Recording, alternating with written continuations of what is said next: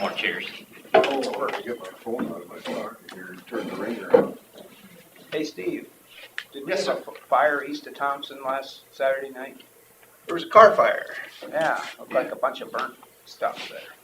Yeah, I Strange. guess the way I understood it, maybe the guy got it stuck and then was firing up the transmission so much that The guy went off, for whatever reason, he turned up my driveway and ended up in Hasbrook's yard. He turned coming, and then he went off into the north there. And I hear this roaring every now and then, and I wonder. So I scooped the snow away. I'm like, he's sitting there spinning and spinning and down into the mud. And I says, you just won't give up. Antifreeze is boiling out of everywhere, and gee whiz. Well, it's 9 o'clock before we started. Yes, it is. We'll say the Pledge of Allegiance. I pledge allegiance to the flag of the United States of America and to the republic for which it stands, one nation, under God, indivisible, with liberty and justice for all.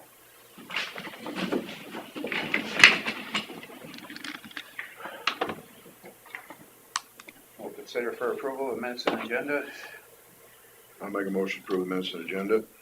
I'll second that. On a motion from the Jensvold and a second from Smith to approve the minutes and agenda as presented. All those in favor say aye. Aye. All those opposed, motion carries. 9 a.m., Jackie Miller, Veterans Affairs, to discuss with possible action VA policies. Don't be alarmed by the big package. But I just wanted you to have a copy so you know what you're approving.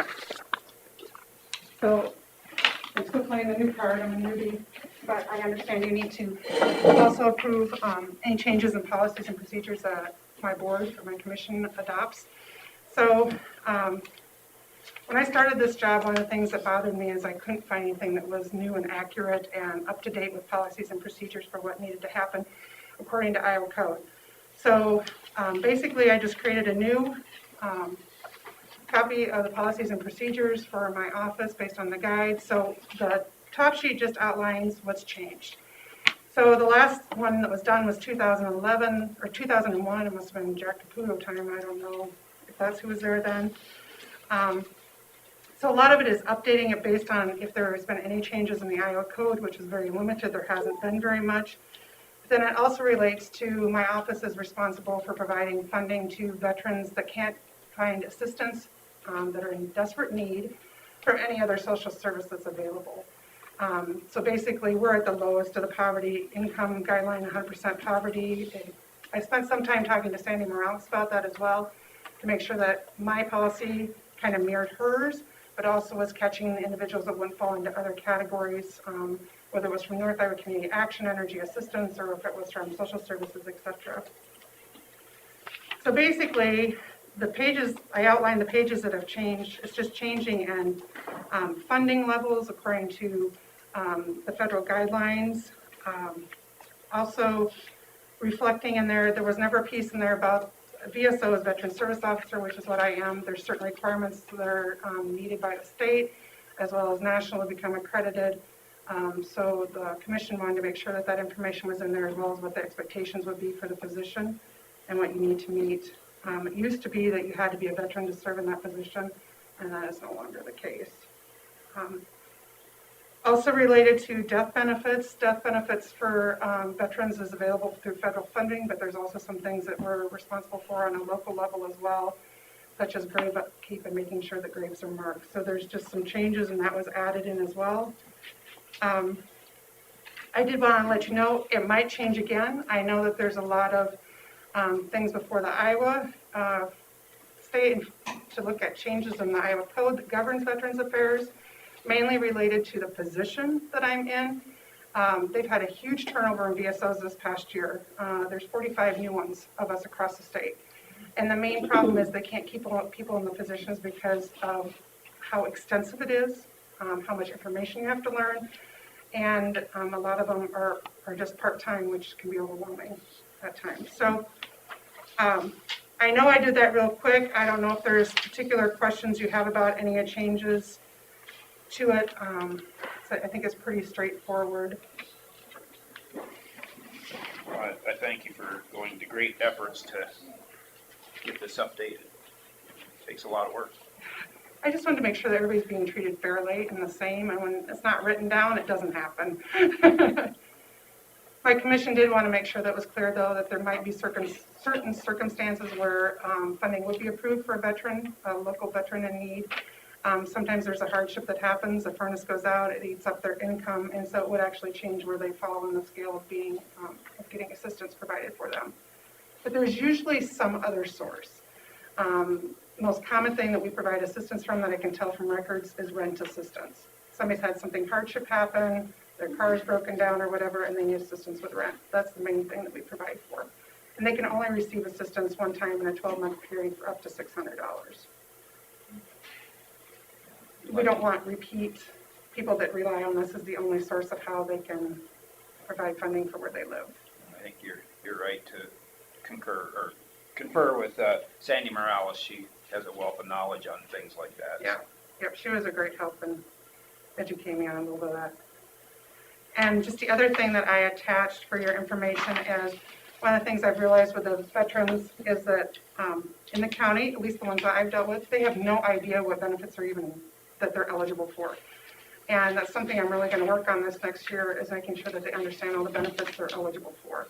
And by that I mean, aside from federal benefits, whether it's disability compensation or health care, et cetera, that there's other things on a state level that they're also available to utilize. So how will you get that information out to them? Usually it's through outreach events, which obviously are not occurring right now. I'm kind of working through word of mouth right now, as well as Eric's helped me get our Facebook page working appropriately and properly, so I hope to use that as part of it, as well as I have some connections with the individuals that are starting a military museum, and they're really great about spreading that word. As well, and each veteran that I talk to, the next one that comes in says, hey, I talked to so-and-so, and I'm like, well, at least that's a start. Eventually, I'd like to hold a couple of outreach events. I receive state funding each year, and part of that is so that you can do outreach and veterans are aware of the services that are available to them. So I'm hoping that once the weather's nice, at least we can do something maybe outside and through the American Legion. So that was just an extra attachment just for your knowledge, so you know what I'm kind of out there preaching to people, that there's other things they can apply for. I'm hoping that getting people in probably will start with talking about Agent Orange exposure, burn pits exposure, and Blue Water Navy. Because a lot of people, those are changes in what they can receive compensation from the VA, and so I'd like to start with those to kind of get them to start trickling in. Do you have any questions on changes in policies? Yes. Yep. You want a copy of this too? Okay. Do you need the old one? I will make a motion to approve the changes in VA policies. I'll second it. A motion from Derby, a second from Jensel to approve the changes in Veterans Affairs policies. Any further discussion? Hearing none. All those in favor say aye. Aye. Aye. All opposed. Motion carries. Thank you, Jackie. Yeah, thank you very much. I appreciate it. Do we need to stamp one of these? No. Okay.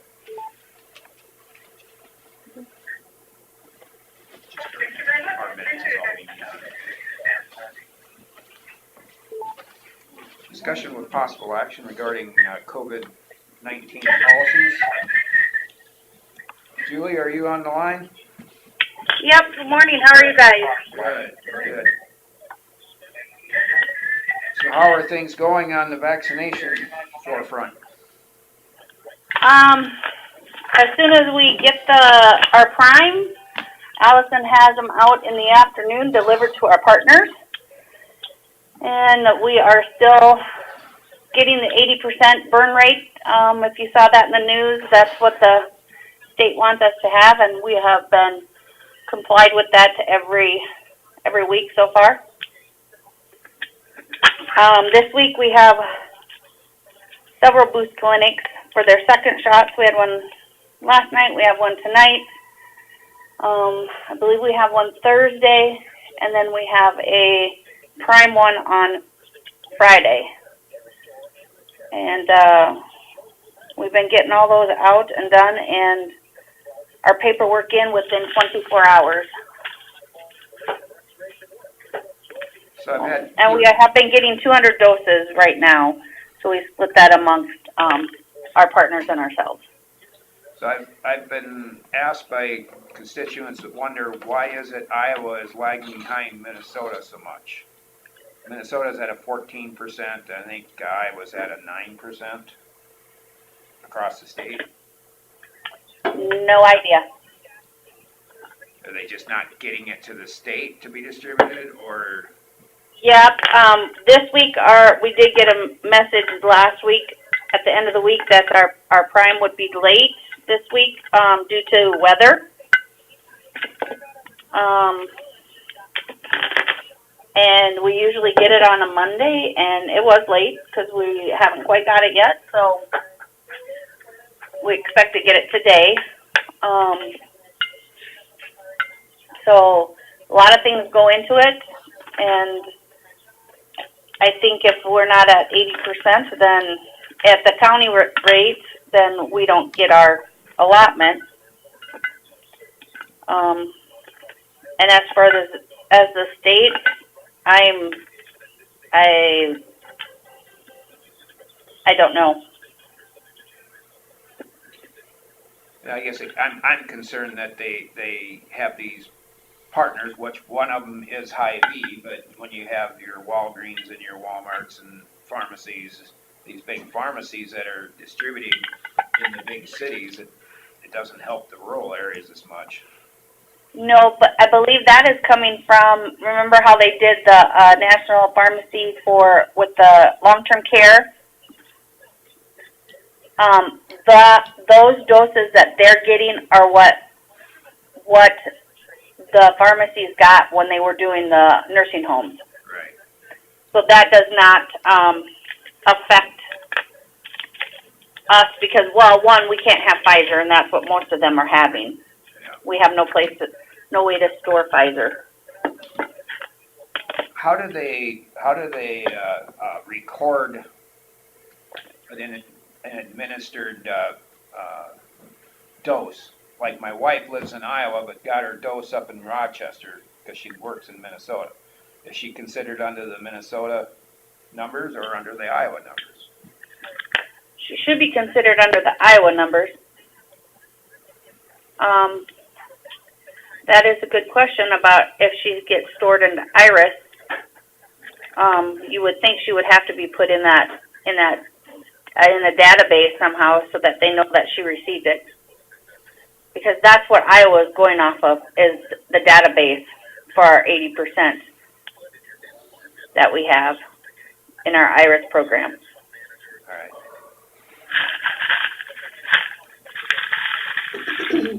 Anything else? I do not have anything. We're just staying busy, trying to keep everybody and staying everybody healthy and trying to get the shots in the arms as soon as we get them. All right. We appreciate everyone trying to be very patient with us. So, and I still want to reiterate, I know we've had a couple calls yesterday that they did sign up in Winnebago County, Illinois, and they got a email saying that they did. People still have to make sure that they're clicking Iowa for Winnebago County. And we don't have a place to sign up. They just have to call the three partners. Wow. Hy-Vee is online. Except Hy-Vee is online, yep. But Miller's and the clinic, they can call and get an appointment. And they are not taken off a list if they can't reach you that day, because once that vial is pricked, we have 6 hours to get it in arms. So if, say, you're not home, you're not taken off that list. You're just there, and then they'll get back to you. Okay. Do you guys have any? Because I know that was a couple questions that was asked to us. So. Questions from you two? No questions. All right. Unless you have something else, I guess that's about all we have. Nope, and I'll find out that that for sure about your wife where she's kept on, but I'm thinking that number follows her, but I'm not 100% sure. All right, Alrighty? okay, thank you. Thank you. You bet. Bye. John, you wanna come on in? Morning, Rick. Morning, Terry. Morning. Can I Morning. give you guys a map of this, what I'm gonna do? Okay.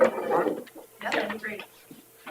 The top is the north, and the arrows is the way the water flows. I put on there. And you can see on the end here where I've got to go, I've got this done, and here's where I'm at. And I wanna go there. Okay. Here's where it starts. Right? So just to bring Susan up to date on Okay. what we've done previously Yeah, go is, the area that you don't see the ditch, Yep, that was the previous project, okay. where we allowed John to, put a tile in at an engineered size and then, and cover, and then it was up to him to maintain that tile, if I understood it right. Yeah, it's recorded, so it's in the abstracts, so anybody, future landowners, all will know that it's that landowner's responsibility to take care of that tile. How big of a tile did you put in, John? Well, it changes. It's one big and now it's small, and now I think it's gonna be about 2 foot. Does that sound Yes. right? The young man here's taking care of it for me. I love it when somebody says that. Well, that makes me feel better. But I assume that's what you had come up with, right? Yes. Chris got us information that was obtained previously. We looked at it. John came into the office. We talked through it. From what we got, we're pretty sure we know what kind of slope is available out there, and that's how we figured the 24 would be adequate. I haven't put anything in writing to this. I'll be doing that, but it just kind of finishes out that your field there, is that correct? That's correct. And the spoil from it appears that the spoil from the original digging of the ditch is worked out to fill it, of course. That makes sense. And this is done with, concrete tile then, or I had plastic the last time. plastic? Now I did talk to the contractor about it, and what he's talking of doing is maybe digging just outside the toe of the slope or inside, however you want to call it. So he's in the dirt, not in the mud in the ditch. So it's just off the bottom of the ditch. He said he'll see how the conditions are out there. He's done some of it before, He did right? it all. Yeah, Then he puts them big 2-inch nigger rocks, they're big rocks in there. yeah, Give it a support. yeah. And I imagine it'd be the same way. I expressed my concern with, if you just clean the bottom of the ditch a little and put a pipe in, you got such a wide area, you need to use a lot of rock. And that's where he said what he thought he'd probably do is dig into the slope a little bit. So he actually was in fresh dirt when he placed the pipe. If he does that, it should work out fine. And he'll still do any extensions from private tile into the ditch, into the It'd new be all my tile? tile. Right, okay. There's nobody in there but me. Oh, okay, okay. We have no laterals there. No, there ain't no. I just didn't know if anybody else was tiling into that ditch. Well, there is some, but it's up further. Gotcha, okay, There ain't nothing coming through me. gotcha. Well, that's good then. Yeah. Yeah, I feel we still need to have a public hearing like we did last time, kind of an informational hearing. I can do the same letters as I did before, and that way the landowners know that this is happening. Are we gonna call it a public hearing or an informational hearing? Two different sets of rules. Right. I don't remember what I called it before.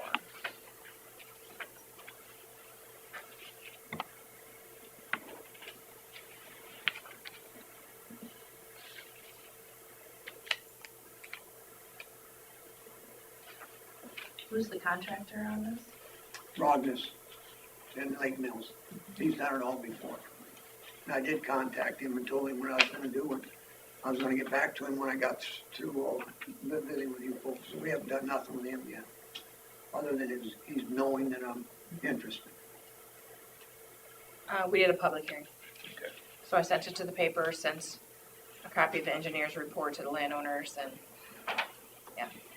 I wonder also about what you think about reclassifying that lateral. Because it's now a tile instead of a ditch. We didn't do anything with the classification before. So I wonder if you want to now, we don't need to do the whole district, just maybe that lateral? That's perfectly acceptable. What do you think? About how many acres drain through there? Well, Terry Kiewit said some over 600. And that was when I first started this project. I went to him and we sat down and he started doing his thing there. And I don't know what, I never did do any more than what he told me, some over 600 acres. Shouldn't be very many landowners, though. No. So it's up to you. I don't know. Yeah, it's pretty small above this. Yeah. Terry's in Florida, so Yeah. he's got the most land going in there. Yeah, I was gonna say, he's got the lion's share of it. Yeah, he's in Florida. I don't think you have a problem with it. He never had before, other than the questions that you. Yeah, I mean, if you would've had the problem, it would've been when you did it the first Yeah. time, so. Yeah, that's I'm right. guessing you ain't gonna have a problem with it the second time. So if we're doing reclass, then we do annexation possibilities. The reclass, would that also look at? It'd look at, yeah, at that lateral as far as watershed. Yeah. Yes, good point. What's that do to me? Depends on where the watershed boundary ends up. I can't imagine it to add more of yours. But we just do that with our computer software. A lot of times on the very edge of it, something might be squared off and the new computers will show that, yeah, you have to go right to the ridge of the hill. And it adds very minimal. But if you're in the middle of it and other people are on the edge, they'll probably lower your. Well, this thing hasn't got much water coming through that rascal, you can see that. That's very minimal. So the less water, the worse it is. Sometimes more water keeps washing it through. Keeps it So clean. I'm not in any problem with that. You know, I just wish there was a little more going through sometimes. I've never seen that creek overflowed. No. Other than maybe if there was an ice jam in the spring or something. That'd be it. but, yeah. No, I never had that problem. This is a page from a different district on an annexation report. And we study the watershed boundary, and with this one, for example, we're adding these 3 small parcels. Okay. So it'd be that same kind of thing, but just on a smaller area. Makes it a little more Years fair. ago, they just went by fence line instead of Yeah. watershed, so it Yeah, just kind of right. cleans up that watershed area. They were out there on horseback trying to figure out where the watershed was, literally. You were? Late at night and getting dark, they probably said, let's just go with the property line. Yes, yes, I'm sure that happened. I'm sure. One less person to deal with. Yeah, Well, the way they put that creek in, that had a huge Texas hook in it. Yeah. So they had to do that at night. Man, that was a big horseshoe in that thing. What do you Yeah, think, that was Bill? unusual. What's your thoughts on classification and annexation? It's your district. So it's gonna cost us some money. Does it need to be done?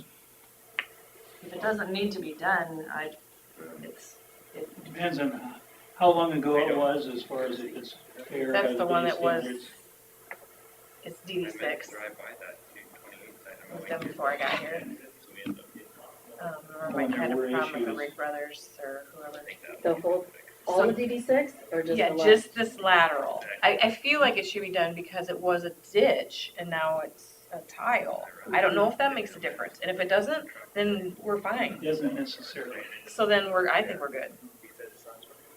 yeah, whatever. You know, I just wanted it to be right. Unless there's some concern from some landowner, and I can't see that there's any need to spend any more on that. Well, I know I sure don't want to spend any more. It's better now. yeah, if it doesn't, if you don't feel like it needs to be reclassified Yeah, we're fine either way. I just see not, Yeah, if you guys are good, I'm good. All right. So we need to set a public hearing for this then? we're not even ready for that, No. he doesn't have a report yet. No, we just So- met Friday night here today, so. Yeah, So is there anything actionable at all? No, I I don't think so. They just wanted to bring it to your attention, what was gonna happen. Okay. I got one. Now, when I do this, you seen that little brown cigar going up there, that's the tile, the creek yet to be done. Now, if this gets more than I can afford and I only go so far, do I have to come back to finish that to that line, or are we gonna be able to okay the whole thing now? As you can see that, I don't know how many feet that is yet. I didn't measure. And then, is that that's a ditch that goes all the way Yes. down, and You can that's, see the arrow. I go- CRP on either side of it, all the way On the next property. on the it's- next it's- property, it's, that's uh, all, Filter strip on each Filter side? strip. That filter strip is on the next property. Yeah. And that arrow is where that water is flowing from, it goes to the southwest. Yeah. A So, preliminary engineering report is by law good for 10 years, if that makes a difference. I think it does. Is there a way to word this at the public hearing, up to so many feet? Be my south fence line. Because it's not gonna be adverse effect to the district if he does less. Right, not at all. And then if we allow up to, that fence line or whatever, that many feet, then he would have 10 years I'll to be, do that if he I'll chooses. be room temperature by then. Well, you can, I just- Sure. I just you, thought. you can rest assured knowing that only the good die young. I just thought, if I can't do the whole thing in another couple of years, I wanna finish it off that we would, cause there ain't gonna be nothing changed if I don't No. get it all done. And the report will cover the whole length. Yeah, yeah. Is that all right? That'd be I good. think that Yeah, I makes think sense. Terry's The idea only is, thing that I see is if we record all of this and then say something happens to you, and please let's not, and you don't ever finish it, what does that do 10 for? years it peters out. His son will finish it. Okay, okay. Cause then I was thinking of future landowners, it's gonna be in some abstract and it's not really right, if it's not all done. Okay, So Alright. it wouldn't hurt for him to come back and talk to us about when he gets his bids on it, and then we know. Well, at the public hearing, At we'll the probably go public a little hearing. more, wouldn't we? I mean, then we You'll kind of know, you'll know know what, whether you can do it all or not. But if I can't, I would like another few years, maybe, I want to finish it. Yeah. Then I wouldn't have to do this again. you want to come see us?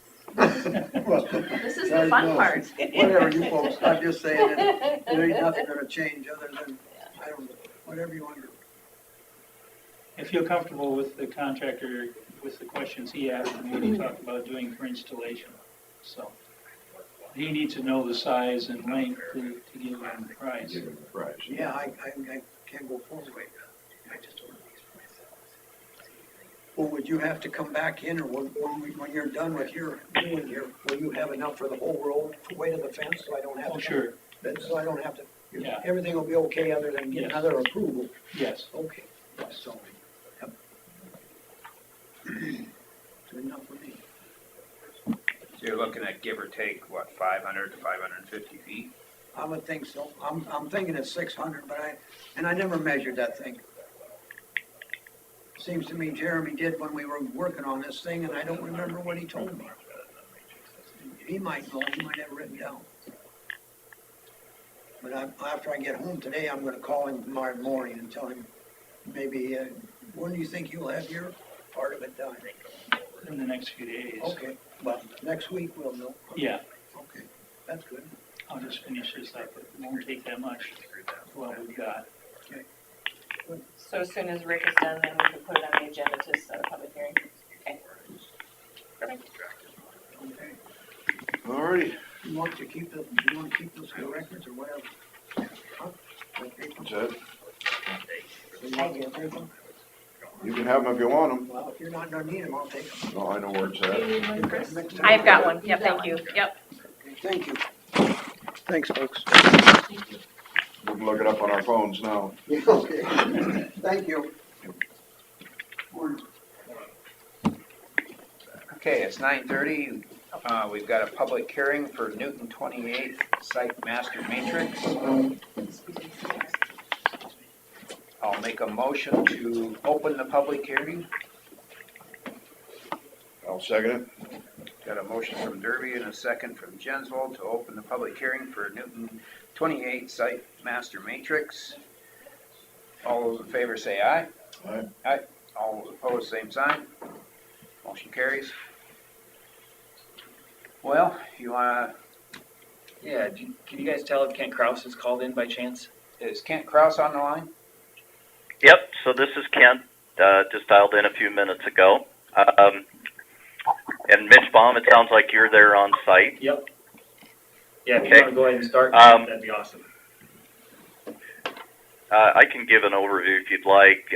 What the situation is here, folks, is this is the Newton 28 permit that we would have worked on in 2019, and in that, in a post-construction audit, we discovered the well placement, although it met the requirement for separation distance from the buildings, there was a miscommunication in the well drilling process, and it did not meet the 200 feet separation distance that we had committed to in the master matrix. So we had been working with DNR last fall, in fact in October of 2020, and they said just go ahead and submit a master matrix showing, though, that the points being removed, which would be question number 7 on the master matrix, which was a 30-point question. And we started with 460 points of the 440 that were required. So anyway, we had a 460-point matrix. They said remove those 30 points for question number 7 that you're not going to be able to meet today, and then add back in enough points that it takes to pass the matrix. And so we did that, and you may recall or not, we copied you and submitted that revised master matrix back in October of 2020. And then since then, they've actually developed a formal process for revising these matrices in the event of a mistake happens along the way, like on this one. And they're requesting that we actually submit it through the construction permit process, and then ask for the supervisors to review that master matrix and re-vote on those points that we've taken now in the revision. And so that's what we're doing here today. And what we've done is again, we've taken the 30 points away for question number 7, which we were committing to keeping the well 200 feet away from the building. When the well was drilled, it's actually 107 feet away from the building. We met separation distance, but we didn't meet that matrix commitment. And so what we've done is added in 10 points for question number 35 on the master matrix, which is a manure hauling concession. And what we're saying there is we agree to stay 400 feet away from any high-quality water resource, or protected water area in our manure applications, of which right now we don't have any fields in the plan that are anywhere near any of those high-quality or protected water areas. So we should be able to achieve that with that commitment. So that brings our points back up to the 440 points that are required to pass the master matrix. But I apologize if it's a little confusing, but hopefully that makes sense on what we're doing here.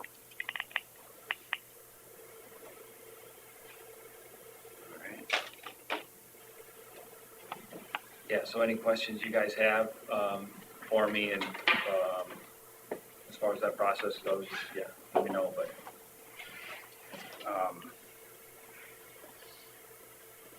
What was that separation from quality water, you said? 400 feet, twice the minimum, right, Ken? Yeah, that's correct. So if we inject currently, that that distance can be right up next to the property on those high-quality waters.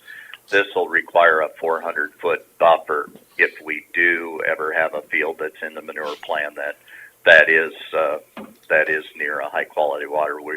They're agreeing to stay 400 feet away from that. What's the definition of a high-quality water? It could be many things. It could be a source water for a city municipal system. It could be a freshwater trout stream or a trout nursery, like up in northeast Iowa. It can be 2 or 3 different definitions, but those are probably the two most common. Adjacent wetlands are not in that definition then? No, a wetland itself is not in that definition, correct. All right. Okay. Have we had any comments, Carla, from the public on this? No. Any of you heard anything against this? I've not. All right.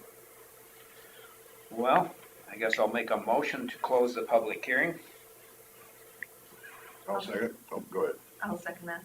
Okay, I've got a motion from Derby and a second from Smith to close the public hearing. All those in favor say aye. Aye. Aye. All those opposed, same sign. Consider for approval master matrix for Newton 28 site. I'll make a motion to approve the master matrix for Newton 28 site. I'll second that. Okay, on a motion from Derby and a second from Smith to approve the master matrix for Newton 28 site in the revised edition. All those in favor say aye. Aye. Aye. All those opposed, same sign. Motion carries. Thank you, guys. Thank you, Mitch. I apologize, we had to take your time up for this one, and I'm humbled, so we'll get it in the right spot going forward. So. It just turns out to be a punch shuffle is all it is. Yeah, versus more risk of moving the well out in the field further. You know, then it makes sense to where it is today and it meets it, but if we had to move it, well. It does seem like it's kind of the most basic thing though, a well. Yeah. So very seldom do we use the distance, the extra distance, but with everything that was going on there, it was my fault. And I appreciate you guys working with us. So nice to meet you, Susan. Congrats on the Yes. nice supervisor role. So any questions, as always, don't hesitate to call. Terry, appreciate you working on this for us. Guys have a good day. You just. Thanks, Ken. Thank you, folks. Yep. Thank you. I'm off. So we'll go to number 9, Scott Minders. We'll discuss for secondary road matters. We got a few minutes? Yep. Morning. Good morning. Morning. Let's see. As you know, we got an auction scheduled for May 13th. I asked the guys to kind of take a hard look at what we have around and make sure that we have the equipment and vehicles that we need, and only that. So we're most likely going to add a few items to the auction and try and right size our fleet a little bit. So most likely that'll look like a couple more pickups and some odds and ends, trailers and things that don't get used very often, and just kind of take up space in the yard. So Who are you using for auction? we're using Hallberg, and Do you know what percent he takes? 3% is the rate that we've used for a number of years, and I offered that and he accepted.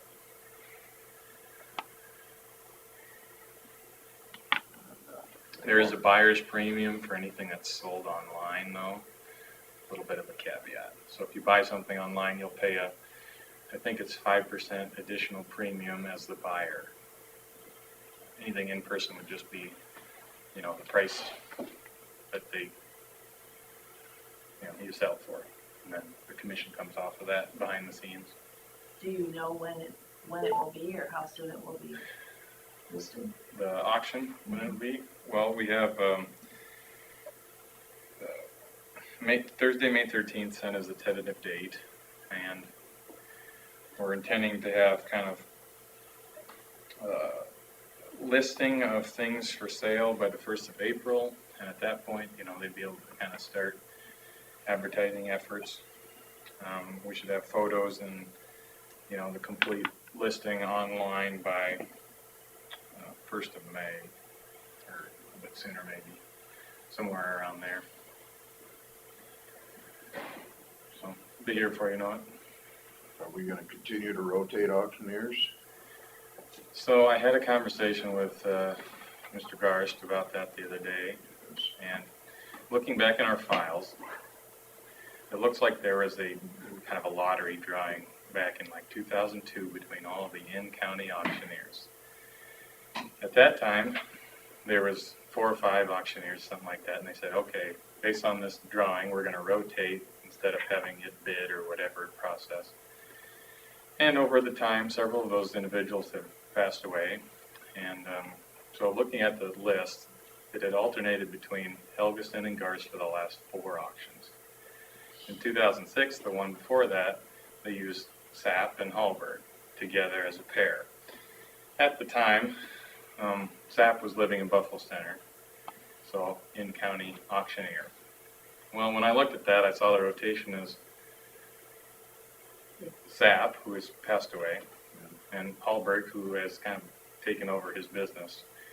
So I approached him in rotation, sort of not realizing that his Sapp sale property is in Kasuth County, and he lives in... Just by a few feet.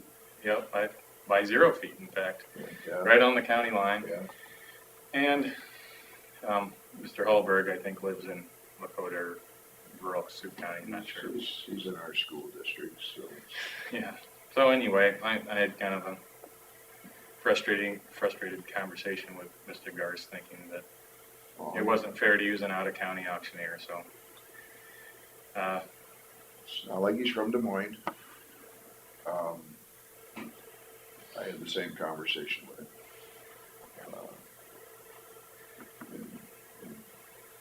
He's a part of our community, just not, I mean, Mr. Hallberg has talked to me several times in the past about wanting to be on the rotation. And I don't know, to me, it's as close as you can get without being, it just seems like to me it would be, he's a up and coming auctioneer, a young guy, and that's what we want around here. And to me, I think he should be in the rotation. So, but is there going to continue to be a rotation? I wouldn't anticipate anything different. I think we'll try and put a little more effort into trades and other ways to get rid of equipment, so I'm not sure if we would have auctions as frequently. Yeah. I guess the one thing I'm looking different about this one is because of COVID and the change in the way people buy, I like the idea of the online access. Gary does online. Does he? Yeah, he informed me that as well. I wasn't aware of that. I wasn't either. And I don't know about the quality of Hallberg's online component either. Like I said, it wasn't... I've participated in his online. It's frustrating, but... Now Gary claims that he gets, his auctions are better. Is that true? He told me to ask Mark Johnson about it. Yeah, we can look at old auction prices, and they varied. I mean, The last one... It's completely on what's going on in the economy at the time when you have the auction, I would guess, is what goes good. Could be true. The biggest difference Some is... of it is what's on the auction. Yeah, I think the biggest difference I saw was in the price of the graders we sold. And they've been fairly consistent, except for the last auction. We were pretty disappointed with the amount we got. They've sold for, like the one before last auction sold for $79,000, and then about the same kind of machine sold for $52,000 in the last auction with Helgeston. So there's kind of one instance of where it didn't work out the best, but unlikely for me to try and chance it with a grader on an auction from here on out. I think we'll probably look more into trade. We've seen them give good money for trades for graders in good condition, so Well, that trading makes sense, but usually when they're trading one in, they're giving you less because they want to sell it for more. I mean, it's, You would think, but you know the number going in, so you can always decide whether that's the best option. yeah, even an auction, if you get the wrong participation, on an auction once, and torches are really expensive, and there's 3 torches on this auction, I bought them all for $150. There you go. We probably need to keep moving. We've got 9:45 times things we have to do, so. Anything quick or? Let's see. Nothing I needed any decisions on or anything like that. I was gonna note that I did go through our insurance coverage for vehicles and equipment a lot more closely after we talked a while back, and we have, just to go over it quickly, we have replacement cost of like, kind, and quality for heavy equipment, and our vehicles have actual cash value coverage.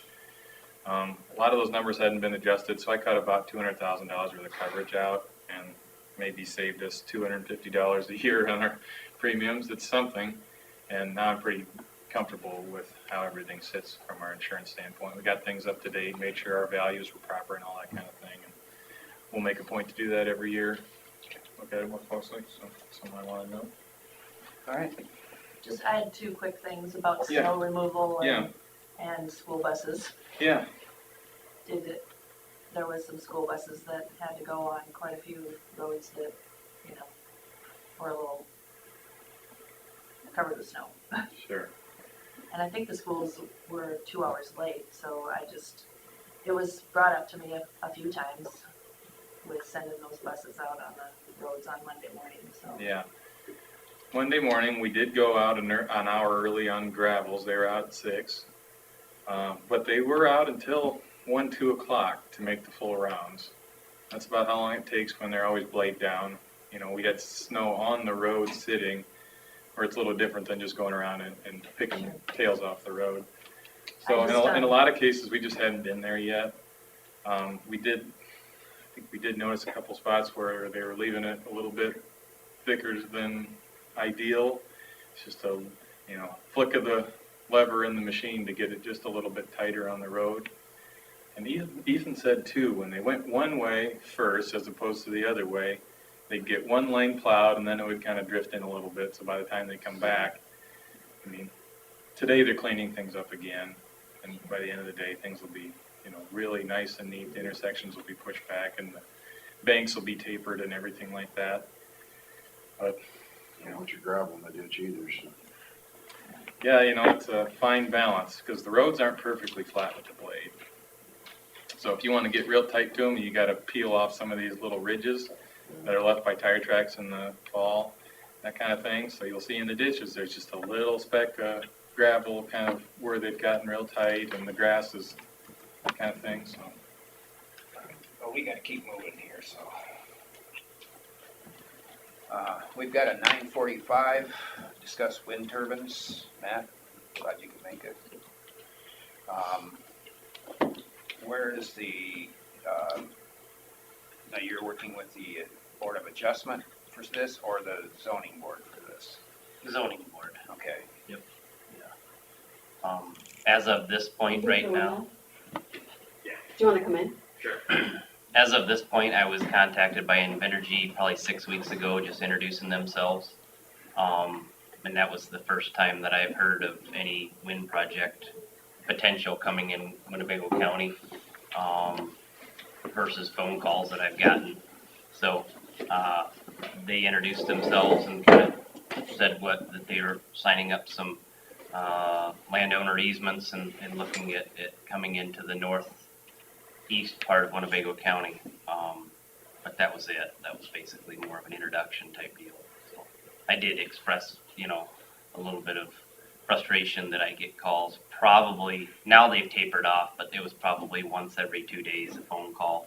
Where are they going? How many of their, how big? And I hadn't heard anything. So, and that's basically where I'm at right now. So this is kind of a, not so much of a surprise, but then obviously then I'm contacted by some of the folks that are in opposition of the wind turbines. But yeah, so that's kind of where we're at. So. Okay. So your zoning board hasn't met yet? We don't have an application. There's nothing. Yeah. So there's no permits that have been applied for at all? Correct. Okay.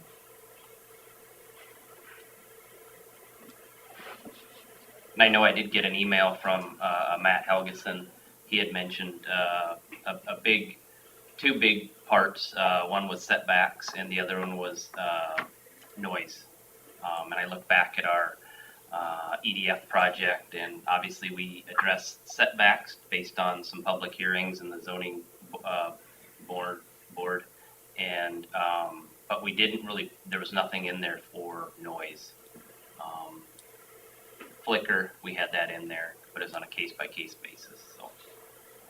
So can there be? You bet. Yep, that's what's kind of unique about Winnebago County. And, as the zoning ordinance sits right now, it says that wind energy is allowed in Winnebago County in all zoning districts under a special exception permit. And that special exception permit is basically a permit that is written by the board, the zoning board, along with input from the community, and then ultimately given to you guys for your final approval and change for that fact. So we can put anything can go in there at all. I did a lot of research with what we'd done before with the Crystal Lake 1 and 2 projects. And then visited with Kasuth County's zoning administrator. And they're in a different situation. They actually went to the Board of Supervisors or their entity and created what they call a zoning ordinance. So if you meet this criteria, you can throw up a wind turbine there.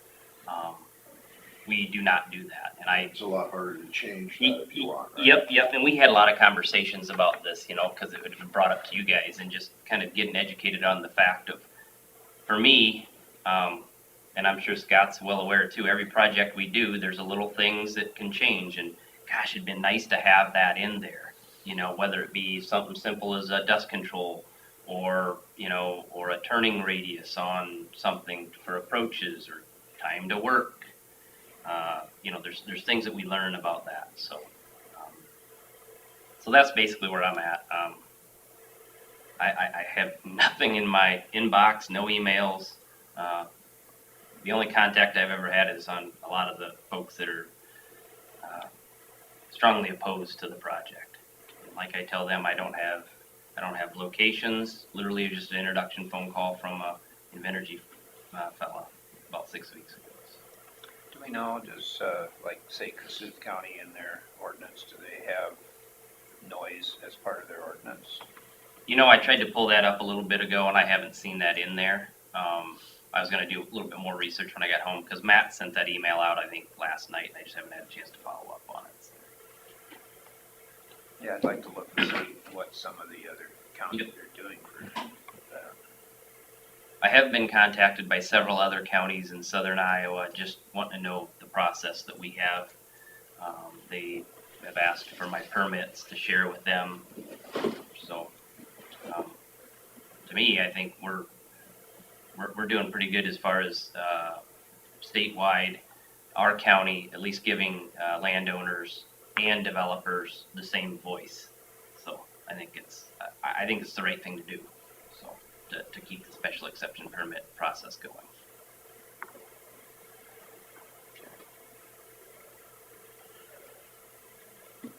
Well, did you have anything else you wanted to know during this part of it?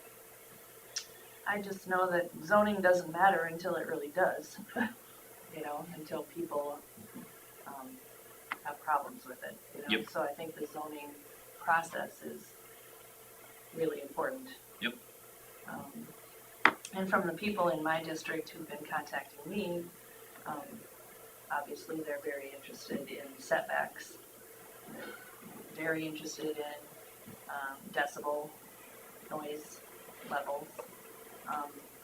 And also the red, the lights on the top of them.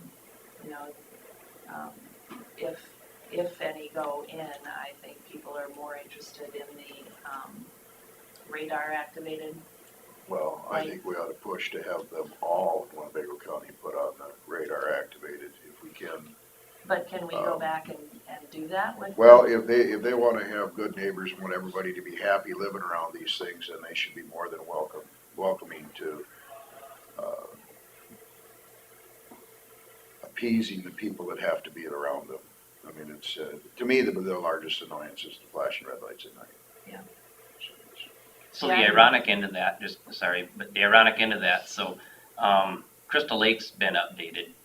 They're just finishing up their last, I think, 44 wind turbines, and we had a meeting, I think before the first of the year. You know, and that would have been the case to be able to put that in there. So hopefully, you know, with the wind energy continue to go, that they're gonna be updating in the way the permit says, if they do anything, we have to have a special exception permit to do that update. And then that's the process working again, we can throw that in there. So that's the time when we would be able to make those adjustments. Yep, exactly. I mean, I wouldn't be opposed to reaching out to, I think it's NextEra that owns those, and just talk. This is the first I've ever heard of a radar, activated light. Yeah, I've never had that complaint. And when it leaves, it turns off. Yep, I've never had that complaint personally to me, over the last 3 years. So, yeah. Even our new project, the Alliant project, I haven't gotten any phone calls, nothing about flicker, noise, anything, so, that hasn't been an issue on my end. I was out by one yesterday, and it was, I suppose it was the minimum from where we were loading corn, and it was relatively loud. It's as loud as I'd heard one, for whatever reason. Supposed the wind was from the right direction. I don't see any noise-related requirements in Cassup County's ordinance. Just offhand here. Well, I think they've been talking about this for a long time, the oppositions to the turbine people have. And just in the last couple of weeks is when I've been hearing the decibel level concerns. You know, it was always setbacks and red lights, and, you know. The setback kind of, in a sense, takes care of some of the noise issue.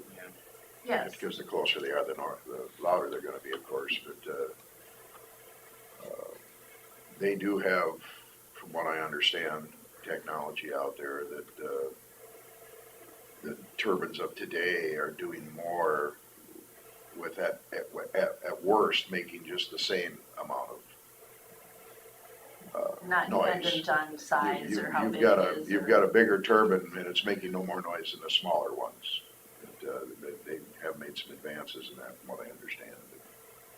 Not to speak out of turn, I spoke to you a couple weeks ago about the project, going to meet you in person now. A bunch of these things too, I put together a presentation here at 10, so we can kind of talk through some of this, just so you know that I'll be putting a bunch of information. That's great. Okay, so I just wanted to make sure you knew that we were. Yeah, as long as we've addressed the concerns of the people who've talked to us, and then you can. Yes, ma'am, sounds good. Any other questions from you, Matt? No. Okay. So when do we find out if a permit is asked for? So the application will be the first thing. So we you know, a special exception permit application needs to be solicited. So that's the first step. Okay. And then obviously, once that happens, I get a hold of my board and say, hey, we've got an application here. We need to sit down and discuss, you know, in a meeting. I'm the administrator, so I bring everything in, and, you know, I've got a board of 5 people, and they've been through this process before. And we sit down and kind of work through some things. Scott and I work closely, mostly on a lot of the roads things. It's redundant, but it's nice to have it on paper. And then once the board feels pretty good with where we're at on the application, or the more so the permit, then we have a public hearing to solicit input from the community. You know, and we were in Buffalo Center for a couple-hour meeting with the Alliant project, and they brought up some points that I hadn't thought about. And obviously the board, you know, can take those into consideration and throw those in the permit, or, you know, it's not important at this point and leave it out. So But it's a living document until I give it to you guys to a point, and then, based on my board's approval, and then, you guys can have a public hearing as well and make some changes. So you said there's 5 people on your board, and I should probably know this, but I'm sorry I don't. Yeah. Where are they from and who? There's 5 of them throughout Winnebago County: Harley Hasbrook, Buffalo, Barb Thompson, or Darla Thompson, Barb Obley, Leland, Jim Benson, Forest City, and Mark Anderson, Lake Mills area. Yeah.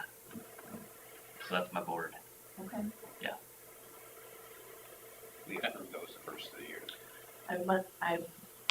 I remember reading them. As soon as you started saying the names, then I was Mhm. like, okay, yeah. But there's also the Board of Adjustment too, that Yep. some of those serve on that one too. some Yep, don't. exactly.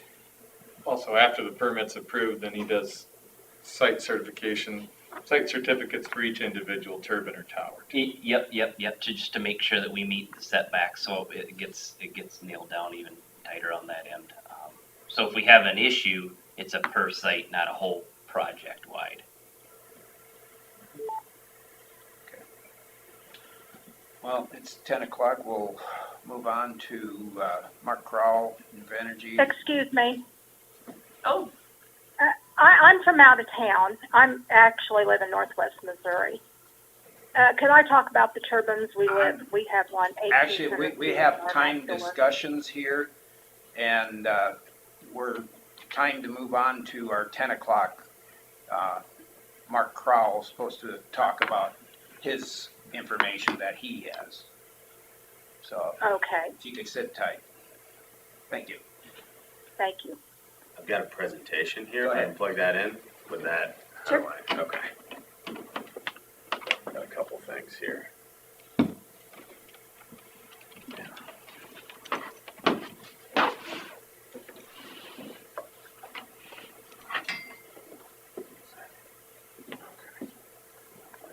Do you have this Let's see. thing? Part of your desk real fast. Go ahead, use it all. Just for a second here. We have a different thing. Let me Got see. an HDMI over here if that helps. Okay. Oops.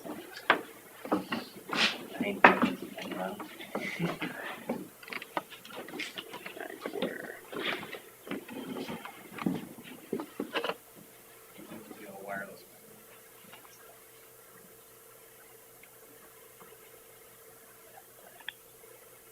Computer just have a light that just put on. Sorry, I'm taking a perspective. That's all right.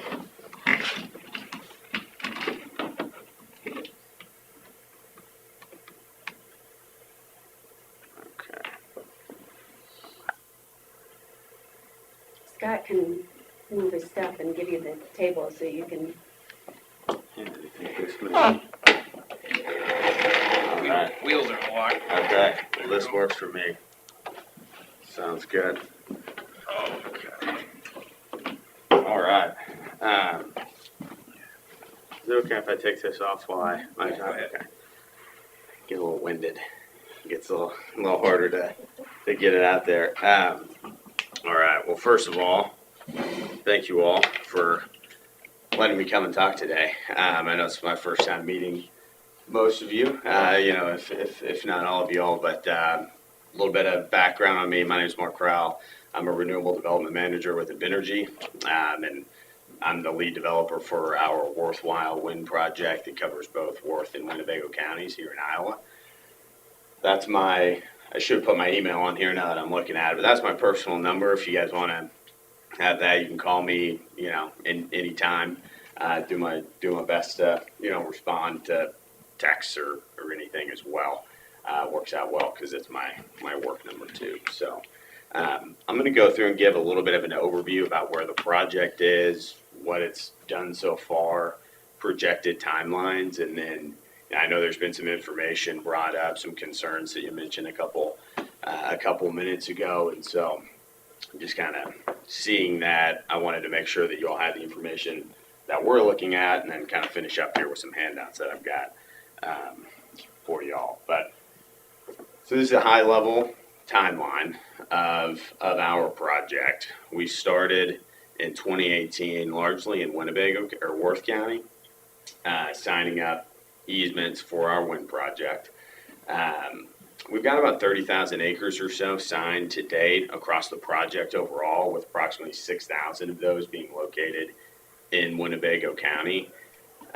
Largely, and that was because, as we started developing the project out, you have obviously the Worth and Winnebago County border. We had that as a project boundary line, and then ran into, some neighbors that talked to folks in the Winnebago area from Worth County. We're talking about the project, the way our easements were structured, and they were really interested in the project, specifically the area that we would have been interested in expanding into. And so based on feedback and follow-up and initial conversations that I had with some of the landowners in that area, we decided to go ahead and expand it. And we had really good reception from those folks, and that's where the 6,000 acres or so, it's almost a perfectly contiguous block. Almost all the landowners in that area did sign up for the project. So now it's, Worth and Winnebago County evolves a little bit over time. The timeline up there is, a little bit in flux, 2022 to 3 and 4 to construct and operate. We're still kind of working through some of the final details of the project and refining what would be a true timeline. But we are probably mid-stage now. And, that's why kind of jumping down to the bottom point here, typically we wanted to wait a little bit to have some more detailed conversations at, the county level, so that we would be able to hone in more on some project-specific details. Equipment conversations that would be actually more applicable to this project instead of casting such a big net initially. And we were trying to avoid any sort of fear based on not having the up-to-date information. And, some of that's started to pop up around the area, and thought this is definitely a good time to come in and show you what we've done so far, and, what we're going to continue to do over the next couple of months. I'll talk a little bit more on the Met Tower campaign and the avian studies and process, but at a high level, we've already started the review and study of the project area since 2019. We've been in consultation with the Iowa DNR, and then have done all these field studies for a couple of years now that are, we're getting that data back to better refine our project area. The Iowa DNR. Somebody's got their phone not muted. If we could get you to mute online, we would appreciate that, because we're getting feedback in our room. Somebody's got their phone not muted. If we could get you to mute online. So to transfer. Okay.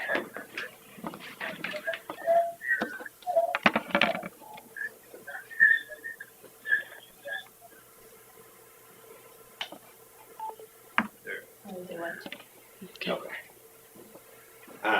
So this is a little bit of an overview here. I'll kind of talk through what the points say on the left, but I think this is really critical to what we're looking at here as a project compared to what else has been in the region in the past.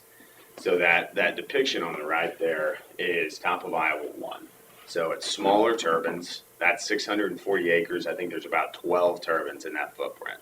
So back early 2000s, right? I mean, that was the turbine technology that was available. Smaller hub heights, smaller outputs, larger footprints in the local area. As we kind of progress through time, see it changed a little bit. It's hard to see. This is top of Iowa 2. So this is 640 acres, and there's about 6 turbines and 6 turbines and 640 acres.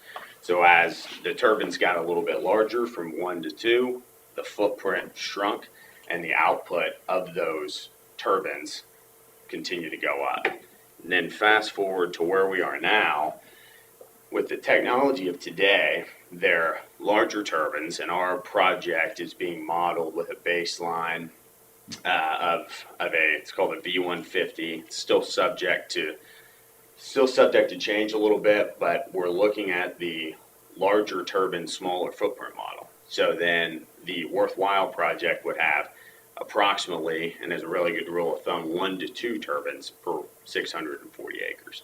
So you get the same amount of output for a project with a drastically reduced footprint as compared to what Worth County specifically experienced when wind first started coming into the area.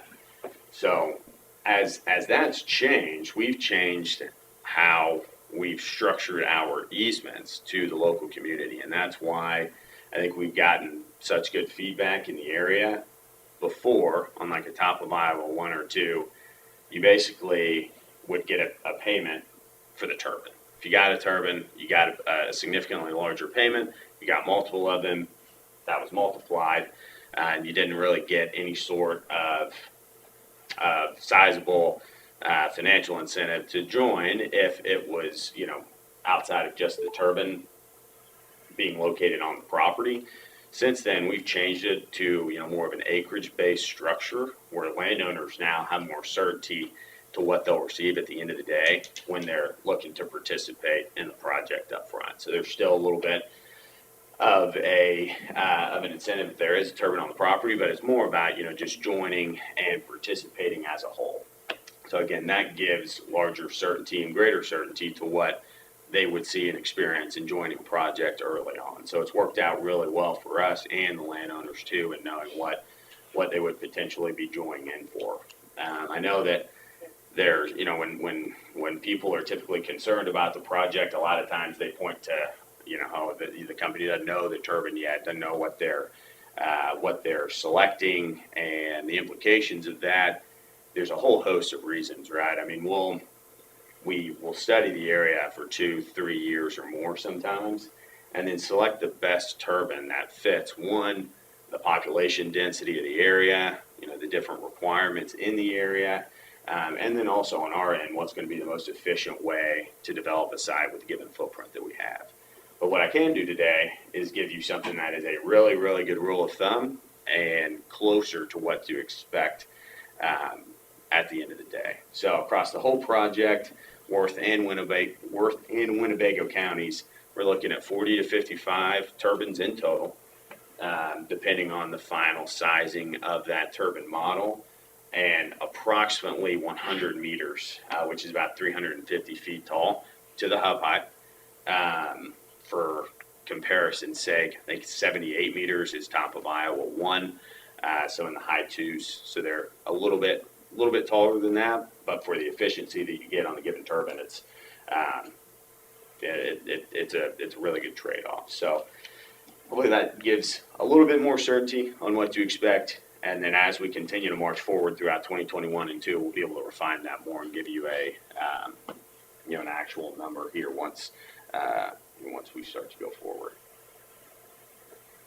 I know there's been, additional concerns previously brought up just about the environmental aspect of our projects. And the point of this slide is to show the detail in which we look at this site and all of these sites from an environmental perspective. So the different types of features or species on the left are just a small sample of what we actually look at, and this is given in this area specific species and paying particular attention to different avian species as well, given wind turbines, that is a wind project. But we look at this in detail. We will consult with the Iowa DNR and begin to site and build a project based on their recommendations. So we'll start with this slide right here. I'll show you in a second kind of how it evolves, but we'll coordinate the project area, see if Iowa DNR has any types of specific concerns, build that into the way that we approach our siting in our area, and then continue to refine that over time. So then using this as an example, this will show where we'll target our land campaign after we know that there's significant interest in the area. And then as we continue to consult on a yearly basis with the DNR, like this area, for example, there's a significant setback. That's a Iowa protected land parcel of about 5 acres or so. we'll talk with the DNR and say, hey, you know what is this specifically protected for and from? And then study all of these areas, whether it be, field study or a detailed desktop review, to see if the initial Iowa as a state recommendations are actually applicable to the given habitats or potential habitats here.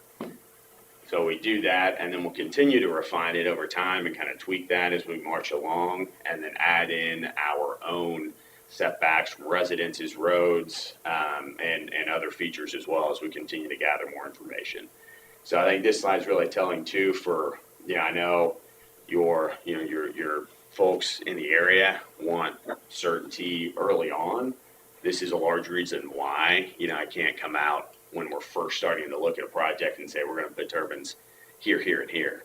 We have to wait for all of this to come through, and only those wide areas that show through are even the first layer of potential possibilities to actually place a turbine.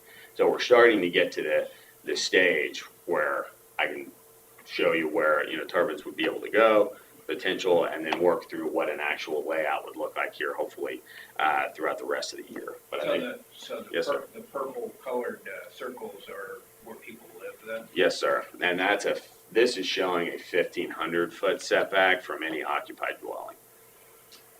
And we'll talk a little bit more about kind of verifying that in the future, but this is how we'll take a first pass of the project and take a responsible development approach to do this as we march forward throughout, so that whenever we get to an end goal, it's something that's very heavily studied, heavily scrutinized, and stands up to any sort of questioning, whether it be environmental or just about the company's approach that we So take. I thought, been surprised that the DNR has recommendations, but doesn't have any rules. Yeah, so the DNR will do, they're the Iowa DNR, so they take Iowa overall recommendations and kind of drop them on the state of Iowa for these given developments.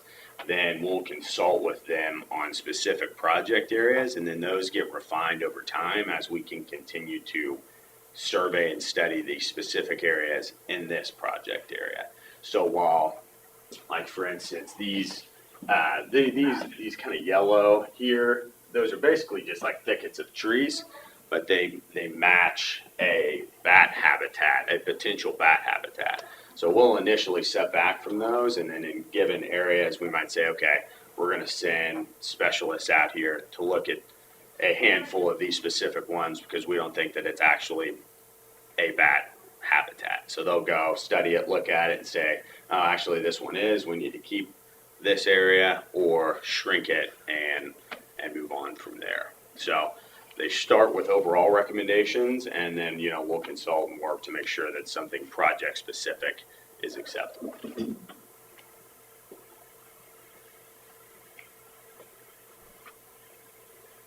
Mark, this is Matt on the phone. Can I ask a question? Well, I guess I'd like to listen to the presentation first, if we can. Sure, that's fine. Go And ahead. we'll have questions at the end. Definitely open for questions. Noise, I know noise, like y'all mentioned, is something that people are typically concerned about. What I'm showing up here on the right is essentially a pre-construction analysis that we do for our projects that show some of the level of detail that we go through in analyzing what the projected noise levels are going to be at any sort of residence throughout the project. This is a project that has some of the older, smaller turbine type development that I spoke about earlier. So you'll see that there's a little bit of a compounding effect when you have turbines located close to a given area. And that is less to be expected at a worthwhile wind project. But you see there, the white is essentially outside of the white. You're not getting, you have very minimal residual types of noise impacts. Yellow or the orange color is 45 decibels, and then 50 decibels is the red around, a given turbine. Typically 50 decibels at any given location. If you were standing right here by me, my watch is dead, or I would do this. This would start showing 70 or 80 decibels if I was showing you the noise here. So that gives you an idea of the level that we'll strive to hit.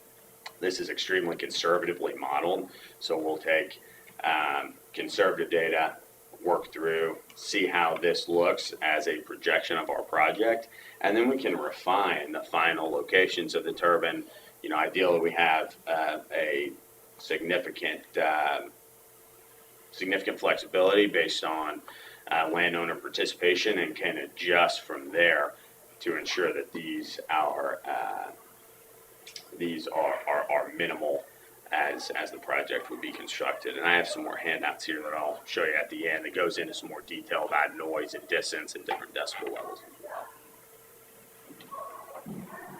Communication signals, I'm just going to kind of touch on this a little bit. We've already done a detailed study on communication towers, AM and FM radio signals, as well as microwave beam paths and TV signals at the site. I just took a snip from one of our studies that we had completed already, but the high level overview is we look at all of these things in a project area before we start to make sure that it's possible to site turbines in the area without an increased or significant impact to any of those different towers and different signals. And then we'll continue to refine our siting as we move along to make sure that no impacts or minimal impacts are going to happen to any one of those. I put the Worth County Emergency Response Tower there. I met in 2019 with the sheriff of Worth County too. I know they put up an emergency response tower, and they were really concerned about the functioning of that and wanted to ensure that it was going to function in an emergency, right? What it was for, and the project wouldn't inhibit that. And we've since taken that information and built it into our overall responsible design of the project. So this is following a proactive approach to ensure that the project is not going to have adverse impacts to folks in the local area. And this is something we've already done and studied right whenever we kicked the project off. So this is, I think, a very important slide. Flickers is, whether it be you call it a buzzword or it's a concern of people in the area. I totally understand where people are coming from. They hear flicker, they think shadows coming in, and they probably think the worst, right? Oh my gosh, there's going to be a wind project here, and it's going to be constantly flickering in front of my window over time. A couple things to consider here. As the sun arcs throughout the day, right, in the mornings and afternoon, it's the lowest. So the shadow from the turbine is lowest in the morning and at night. I'm going to show that as well. So as it goes from east to west, you don't have flicker that runs north or south, and you see that this is essentially a projection of what that would look like for a given cluster of turbines in an area. A project like this, and so this is significantly more heavily populated than our Winnebago portion or Worth County portion of our wind project. And at this one, they were able to hit a level of 30 hours a year of flicker at a maximum. So 30 hours a year. That means overall, if you're at a home, we'll call it kind of the most impacted residents would see 30 hours of flicker over a year. That's 99.7% of the time. There is zero shadow on any given household, with that being the absolute worst case, where most of the homes in this area, even with it spaced out like this, have little to no impact. I use this snip as an example. This would be 50, this is 30, and then you start getting out here to 5, 10 and 5 hours a year total. So, you know, you start looking at it, and just to put it into context, you know, it's very understandable that it's a concern of folks, but when you really start thinking about it, you look at what we do from a project perspective to study this and make sure that those impacts are mitigated, it goes a long way for us to look at this. And again, we'll study these things and look at, you know, what's the best place to and position to place these turbines so that that's not felt on any non-participant or participant. All of this stuff informs our final siding design. And again, kind of you see right here, these are two turbines close together on an older, smaller megawatt, smaller turbine project. And it would be even less than that here at the Worthwhile Wind project because of the larger turbines spaced further apart with fewer impacts. And I've got some more information on that as well here that I'll show you at the end. So those are some of the high level, the high level points that I know, you know, folks, whether it be in this area or in general, are typically concerned about. And in addition to all of those things and looking at those for our project, we'll do everything that's looked at over here on the left. We'll look at different required setbacks in an area. We'll microsite a given turbine foundation. And so we'll look and say, okay, all of these look pretty good. And then we'll actually drive out, myself, the engineer, will go walk out into the field where we're going to potentially put a turbine and look around and make sure there's nothing we miss.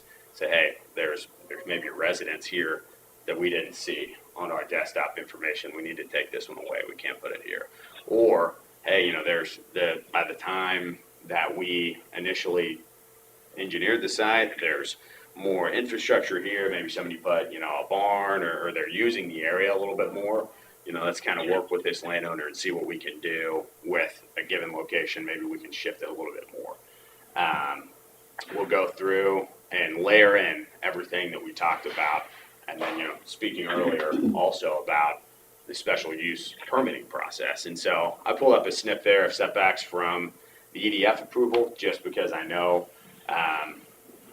you know, that's a Winnebago County project. And I brought this up, you know, and I know you all are better versed and understanding of this than I am. But, you know, I think this is really important to show that, you know, if there are specific setbacks, if there are specific concerns in an area, that there's a process in place here in Winnebago County to express those, speak about them, have more detailed conversations like, you know, we're kind of opening up now in order to get to something at the end of the day that's, you know, not prohibiting the development of projects like this, but is also allowing the local constituents and landowners' voices to be heard, whether that be project participants that, you know, typically are not as outspoken until, you know, you kind of get to the point, or, you know, folks that are just concerned about this project in a given area that, you know, we're here, there's a standard in Winnebago County that has been set, and we are looking to follow the process and be, you know, be good partners here in the future. But all of those things play into the final considerations of where we can possibly put those, culminating right, with potentially an ultimate approval from this room here. A couple of other things, you know, decommissioning in our easements, we do have a decommissioning clause that requires a security at the 15th year of operation to be posted. So that's with the landowners, and in each and every one of their agreements, there's a restoration clause to restore their property back to as good or better condition when this thing is said and done. You know, I like to point out that these were done without any sort of, you know, requirement, without any sort of mandate, and it's Invenergy and a company, you know, myself and team trying to take a proactive approach to get ahead of issues and provide benefits to, you know, those participating landowners and security just by signing, you know, the easement, that they have things that are built in to protect them and their property, and we're trying to just come in and be good tenants on their land and make sure that they're going to be taken care of at the end of the day. A couple things here. I know there's been maybe some pictures and stuff going around about turbines and landfills and about how, you know, maybe that, you know, I think it gets overblown about that they're essentially not recyclable. Totally false. Turbines are 85% recoverable. 70% of a turbine is steel alone, which is literally 100% recyclable. 98% of a turbine there on the bottom is steel, fiberglass, aluminum, copper, and iron. All of those, with fiberglass maybe being the exception, is extremely highly recyclable, and they are doing so when turbines get to that point, which is just starting to happen. But even those fiberglass portions of a wind turbine are being reused for pedestrian bridges, benches, all sorts of different things, especially you know, in areas where, you know, it allows for a low cost option for infrastructure in a given area to benefit from, you know, turbine blades going off and then recycling the blades. There's a bunch of kind of startup companies that are looking at how do you kind of break down turbine blades and what do you use from there. Everything from turbine blade resin that can go and be extracted from the fiberglass and then reused as coating on future turbine blades, to breaking down the blade itself into aggregate material that's used as cement for future turbine foundations. So all of those things are starting to happen. You know, admittedly, you know, some projects when they first went in maybe weren't as proactive, but as an industry, we are catching up and starting to see that this is going to be something that's going to be popping up more and more as some of the earlier projects start their decommissioning and coming to the end of their lifetime.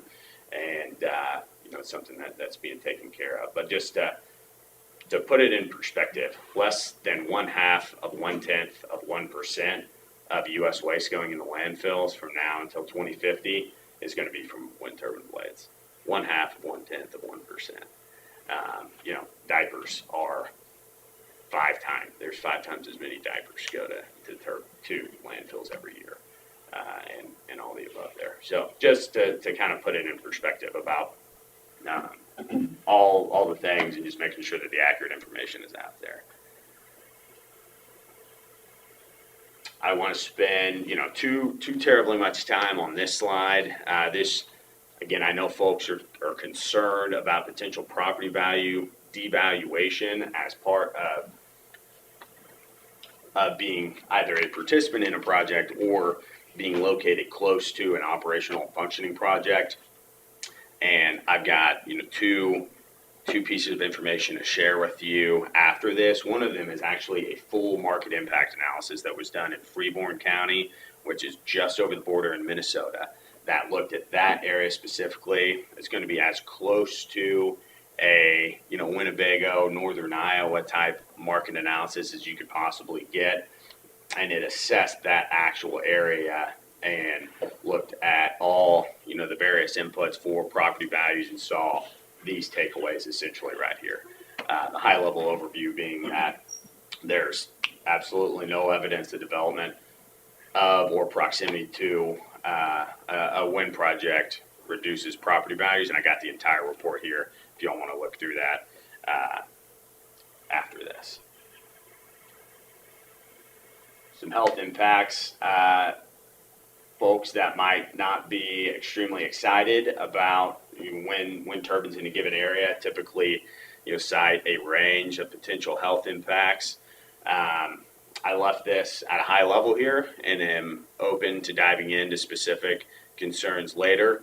But this is the common denominator, that there are not substantiated, peer-reviewed scientific studies that confirm any of these, you know, purported health impacts. And I actually have, I didn't want to bring it. I can definitely send it to you all. We have 1,300 pages of health related either testimony or studies done by national governments all over the world, different states here in the United States, and are backed by physicians from outstanding universities all over the United States that back the information that we have as well. If you really want to do a deep dive into potential health effects of turbines, and it's something that got a lot of attention for good reason, right? You know, I mean, if there's a possibility of a health impact for these, you know, it should be studied and reviewed, and so we know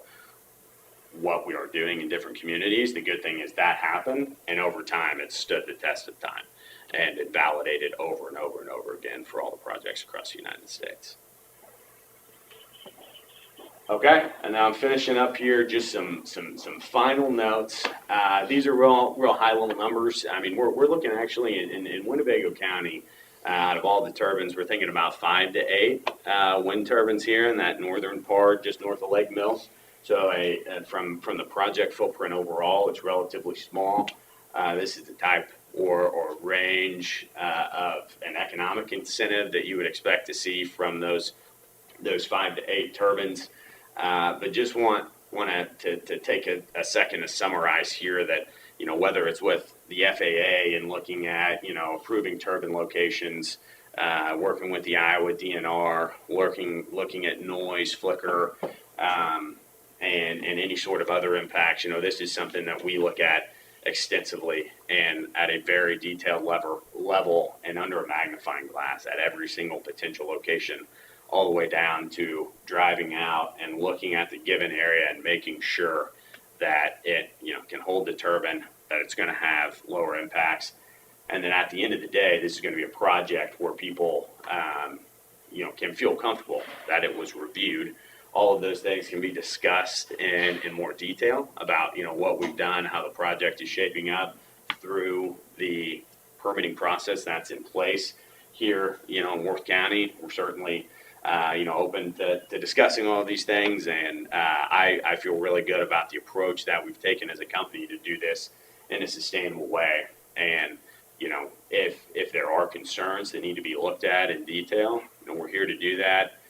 I am always open to speaking with neighbors that are not excited about the project. We have different, you know, avenues where we can kind of work with them to maybe bring them in the fold and give them, you know, protections that they might specifically be seeking to their house, called a good neighbor agreement. And, you know, from me personally, community-oriented approach is my biggest thing. I come from a small town in Oklahoma, and the way that these projects are developed really matters to me, and the relationships that I make with the people of, you know, Winnebago County and Worth County really matter, and they're trusting our company just at a base level to, you know, do this in a good way, that it's going to be a good thing for them and the community overall, and we take it extremely seriously to actually make sure that happens. So I want, you know, hopefully, you know, 2024, if things from our perspective went as planned, you know, to say, hey, look, you know, whether people are super excited about the project or not, I do think people are largely excited about it, that we did everything that we could to address all of those concerns. And there's going to be more details coming as we march forward through 2021 and beyond. That was kind of a lot. Open to any and all questions if there's something that pops up, and then I've got a couple things here too to give you all whenever we finish up. But Mark, what were the height to the hub and top of the blade that you're looking to do? yeah, roughly 100 meters, so 350 feet to the hub. You're probably looking anywhere from 600 feet up to the very tip of the blade. You know, and that's a real good rule of thumb for the size and type of turbine that we would be using here. And so that changed a little bit, but at least gets you more in the ballpark as opposed to just conjecture about the size and things from others. What size of power generators? Roughly 4.2 megawatts. Could be even larger. Could be a little bit smaller, but 4.2. Definitely coming down the pipeline from a couple different developers, you know, turbine manufacturers. I mean, looking to capitalize on some of the best technology around.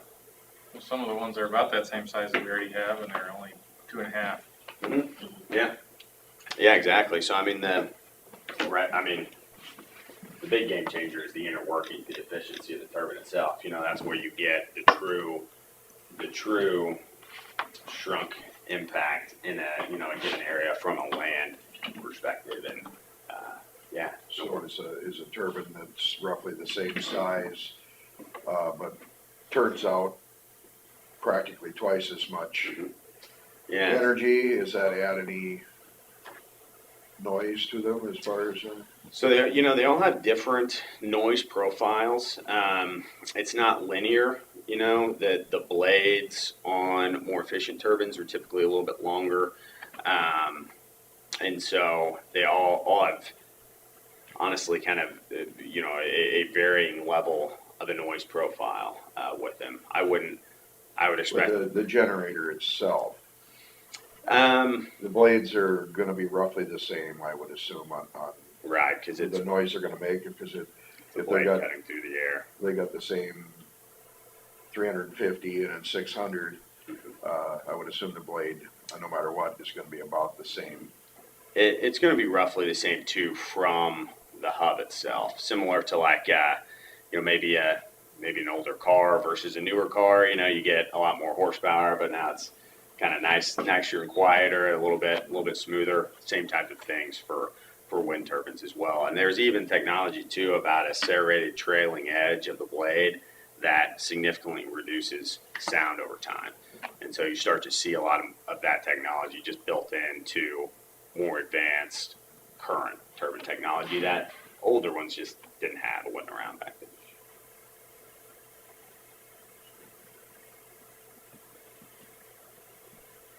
So we would know all of those details then on how big it is, if it has the serrated blades. Yes, ma'am. And when would that information be Yeah. out there? So we would look to do final engineering. So we'll essentially engineer the site, pick our locations, and then come to you all with, hey, these are the footprint. This is the exact location and associated facilities. You know, this is the size, and then start the conversation from there. So whenever you all were making a determination on the project, you would have all the applicable information for, you know, hey, if it were approved and built in Winnebago County, this is what it would look like. These are, you know, the areas that it would be. So all that information would be part of the application. Yes, sir. Exactly. And so I don't know timing wise when we're looking to actually file an application. We do have some preliminary layouts that we've reviewed, not final or permittable yet. All of this is also reviewed by a subset of FERC called MISO that reviews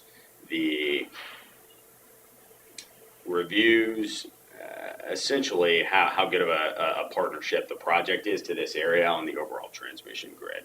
There's multiple decision points where we have to put dollars at risk at every single point to kind of keep marching through in order to even have the ability to do it, to make sure the grid can hold all of that. And so typically we'll kind of look and make sure that we feel good about that process coming through clean before we go through and do a local permitting process, because we wouldn't want to kind of get ahead of ourselves, you know, start the process, reach out to you all, and then have information come in that, you know, stop the project that was out of our control. So that's a little bit too why we waited to this point in time, because we wanted to make sure that the likelihood, if things went well, was increased, that we were reaching out to you all when, you know, it was an applicable or appropriate time.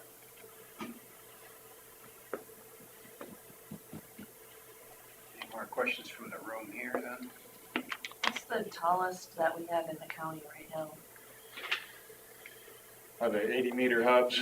Yeah, And then I was thinking like 499 to the top. Yeah, of I the think blade. they're just under 500, because if you go over 500, you have to go through some FAA hoops. Yes, sir. I think that Added was hoops. disgusting. Remember, right? Yeah. the repower increased them like 30 feet too. Can't remember. There are some, I'm totally blanking on the name. I think there's some 3 or 3.2 megawatt turbines just east of here, in totally forgetting on the city name that it's close to. I'll look it up and can follow up with you all. That gives it, for something that's relatively close, if anybody's interested in driving and looking at a project, that would be the closest one to what this project would look like. I drove by, it's about an hour and a half away or so away. There's some over in Cassuth County, and then over a little further west than that, they look like they're pretty good sized. Palo Alto. Palo Alto, there you go. Yeah. But, yeah, because I'll look at them when I go to my They're meeting probably this better afternoon. than energy ones. Okay. They're big. The radar activated lighting systems. Yeah. You dealt with those or? We have dealt with those. We don't include them on every project. Part of that is going through the FAA. The FAA has to approve all the lighting on the project and on the turbine, period. So whether it's call it kind of the typical type of lighting system that protects the pilots at nighttime and in difficult, adverse kind of flight conditions, they also have to approve if you use that ADLS system. Has to make sense for a given project in a given area. So if we were to kind of entertain the idea of doing that, it still has to have some sort of approval that it would work in this given area based on the flight patterns and aviation use. So we don't have that anticipated in this project now, nor do we necessarily at most of our sites in Iowa. There's certain circumstances where it does make sense, and then it's typically a coordination with the FAA that would say, okay, this is a good fit for this type of system or not. Well, it's the certain places you're talking where they would use those are in the higher traffic areas for planes, or because actually the less air traffic you have, the larger the annoyance would be because they're on more. Mm-hmm. I mean, because they're valid, they'd be off. I mean, they'd be off more. So the benefit of having it would be more where there's less air traffic. Right. in a place where they got airports, they'd be on all the time anyway, so it wouldn't matter. Maybe I can find, exactly. That's a good point. And maybe I can follow, I don't have that with me, maybe an example of an FAA type report that would look into that and some of the considerations that they make. I could get you all some information on that too, just for general background knowledge on kind of what fits the typical kind of pattern for them approving or not that type of system, and start to get an idea of whether or not that may be a fit here. I think that'd be beneficial to Sure. have that information. Now, if we wanted to, we could put that in our permit, right? Absolutely. The line item, you bet.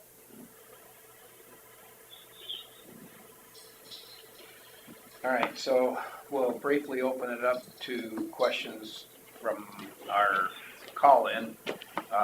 What questions does anybody have on this presentation? Hi, this is Matt Helgeson here. I just wanted to touch briefly on the environmental aspects and the Iowa DNR involvement. As of August, the local wildlife biologist who has jurisdiction in our county hadn't been contacted, nor had he heard of this planned development. So for reference, his name is T.J. Herrick. He noted that these guidelines are intended just to do that, to provide guidance. And he provided a map showing about 12 to 15 wildlife areas in the proposed area.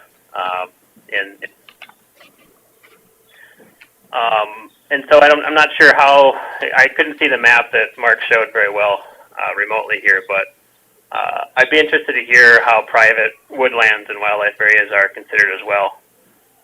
Because my own family has about 500 acres of woodland that I know has been considered, a turbine placement has been considered less than a mile from that.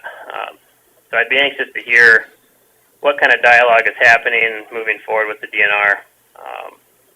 As it's been stated that it's up to the developer to follow these guidelines, and so I asked the county and the zoning commissioners to recall the 275 petitioners that were local to the area that asked for these things to be regulated, among a bunch of other things. So, again, I'm just anxious to hear what kind of conversation is happening with the DNR.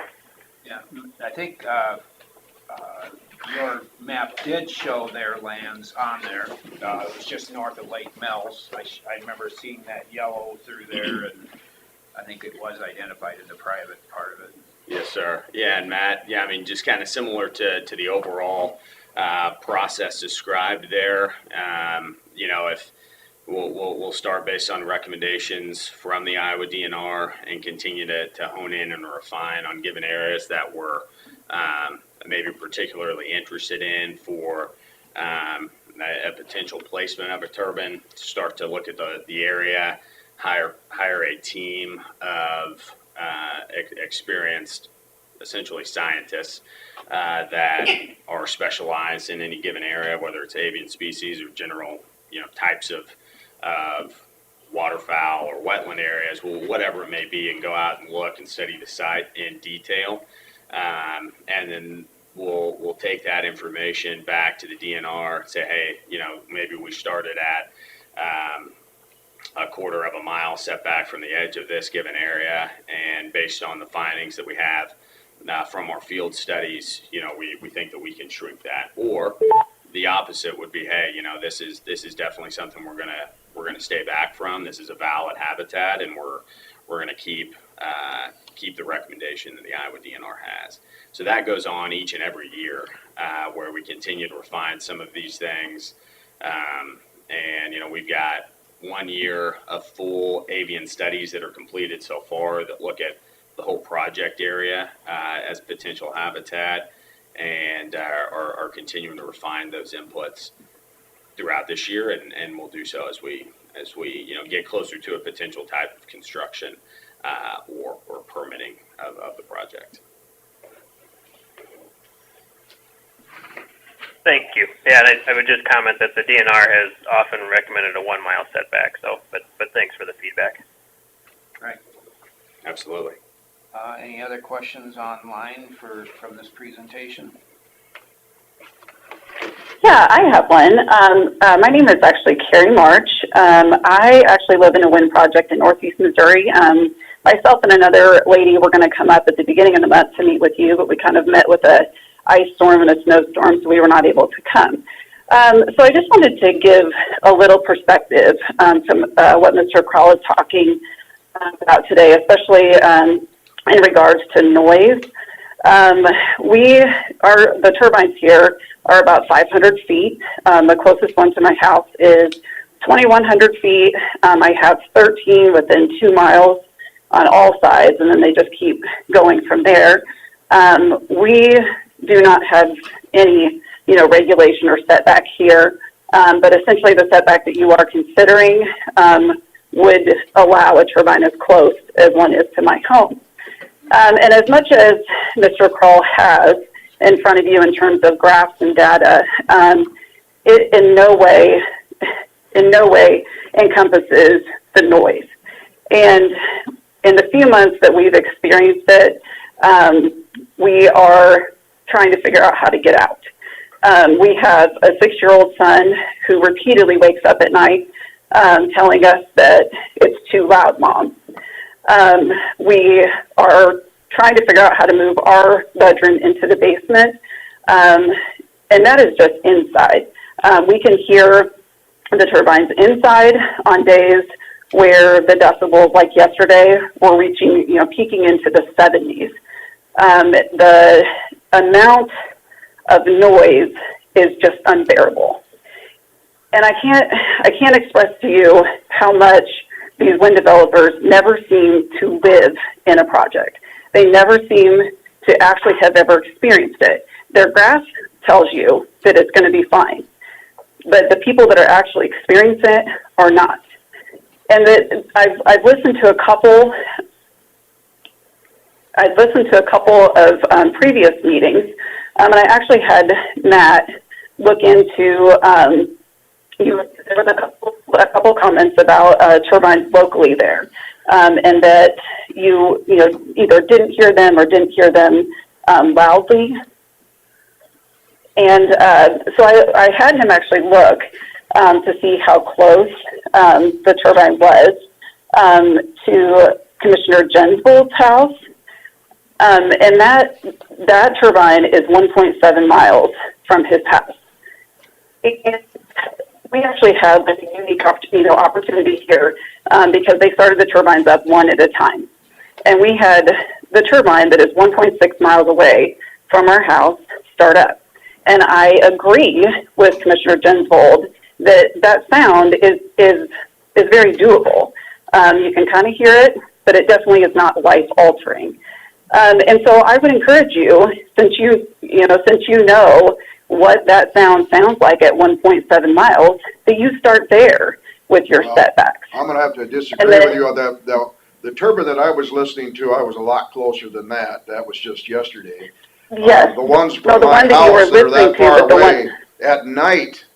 at night, when the breeze is in the perfect direction, I can just barely hear the whisper when I'm outside.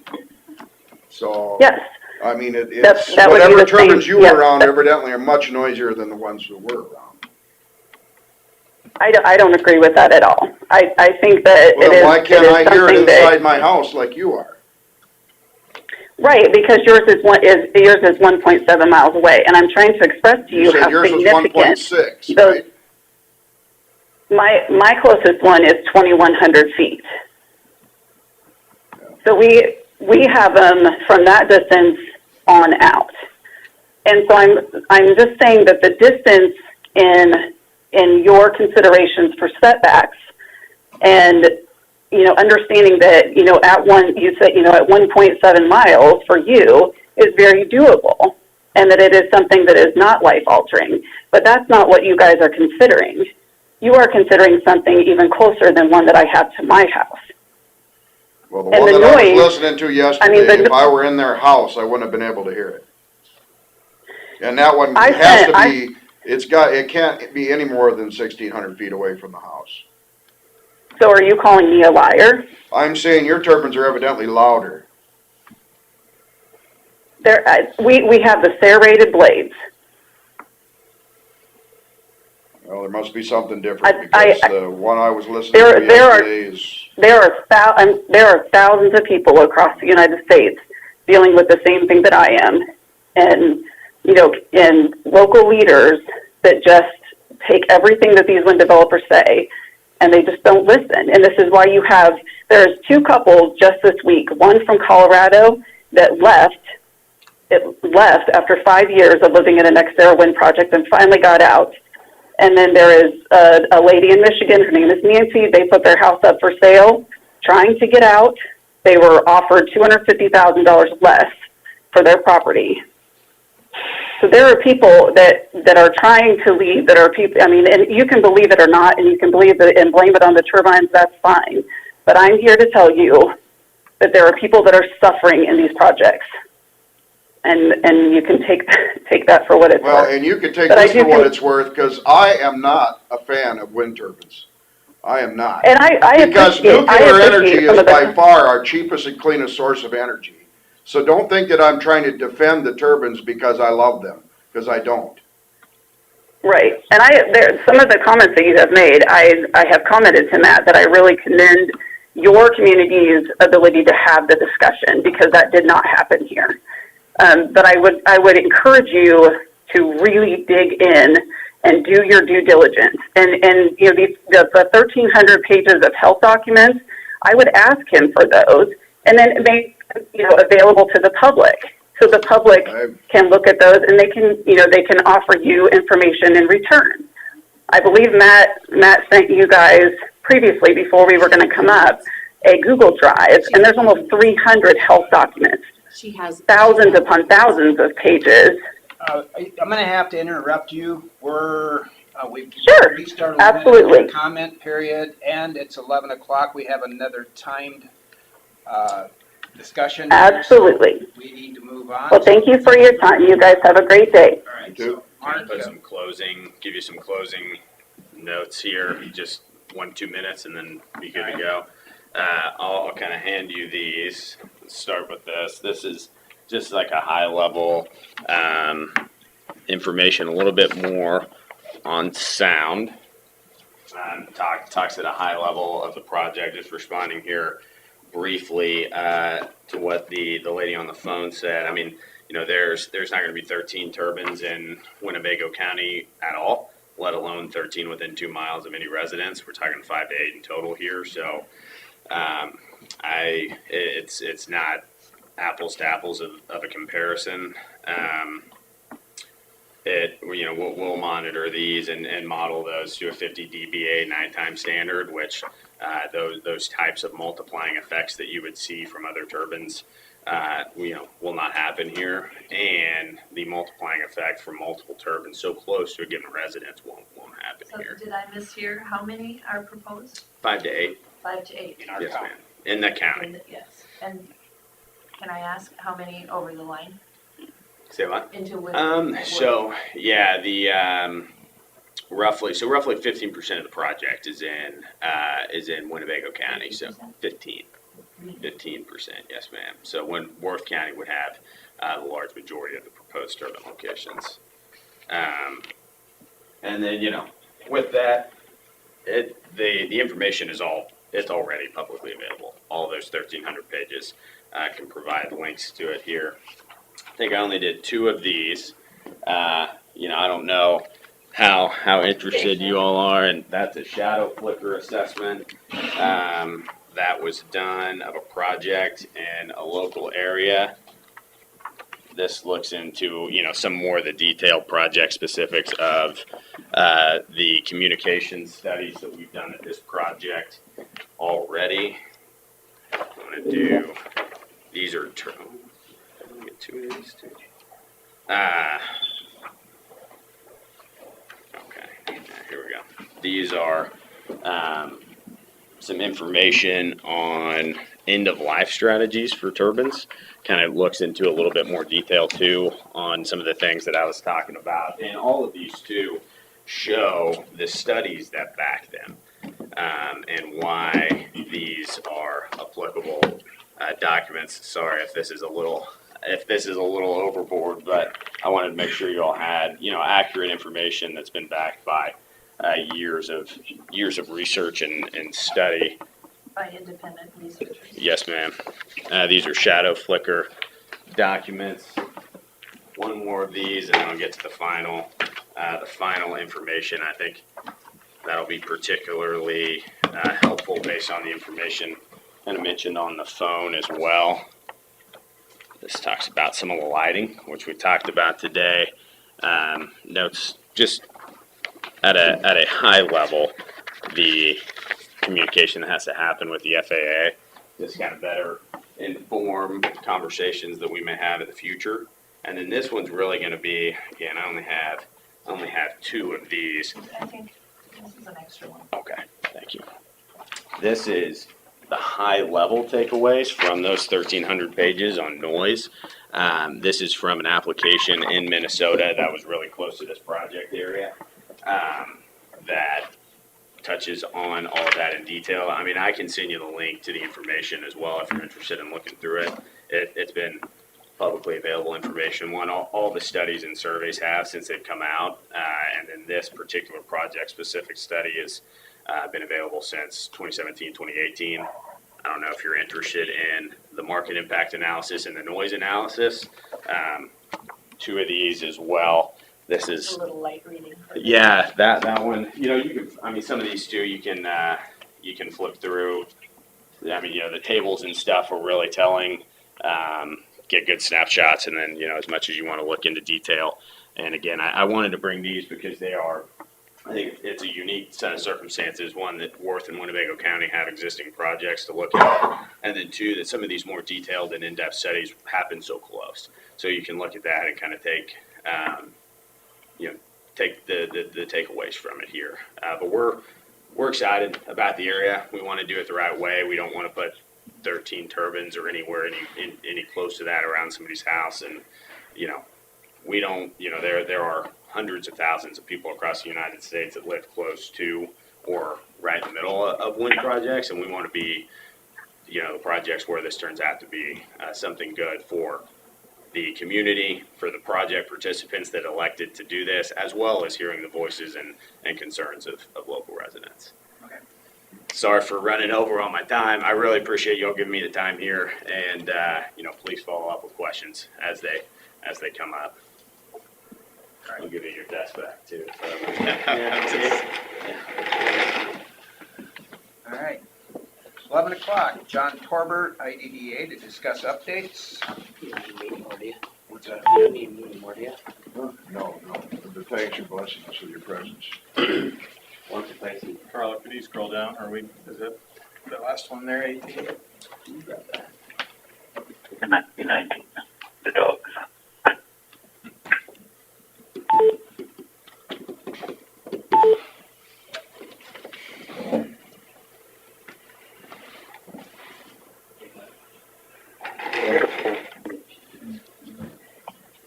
Morning, John. How you doing?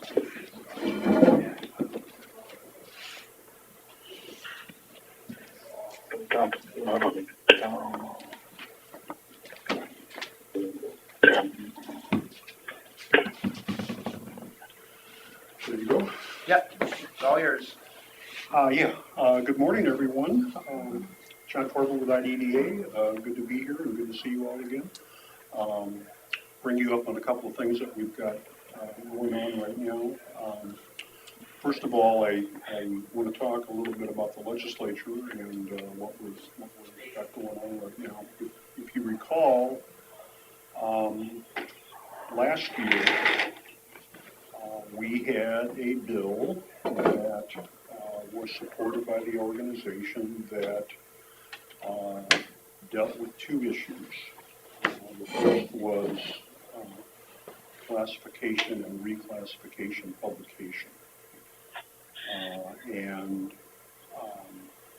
We had the clerks organization approach us and say, that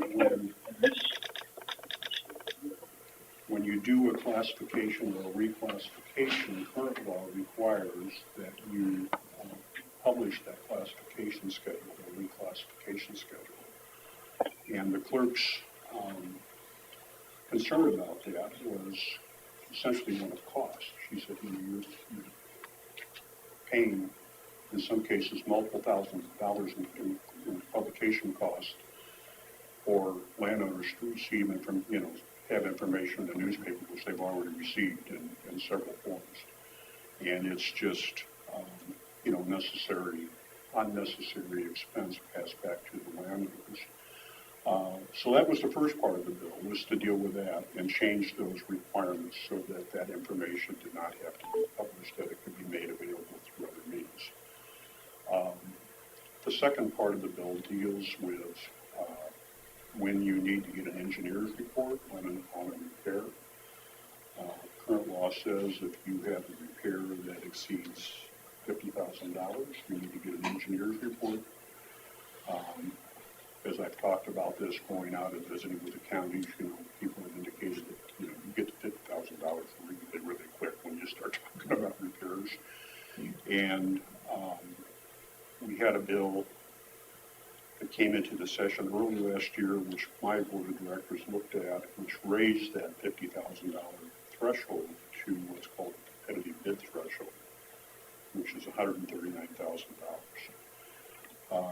So my board looked at that and elected to support that.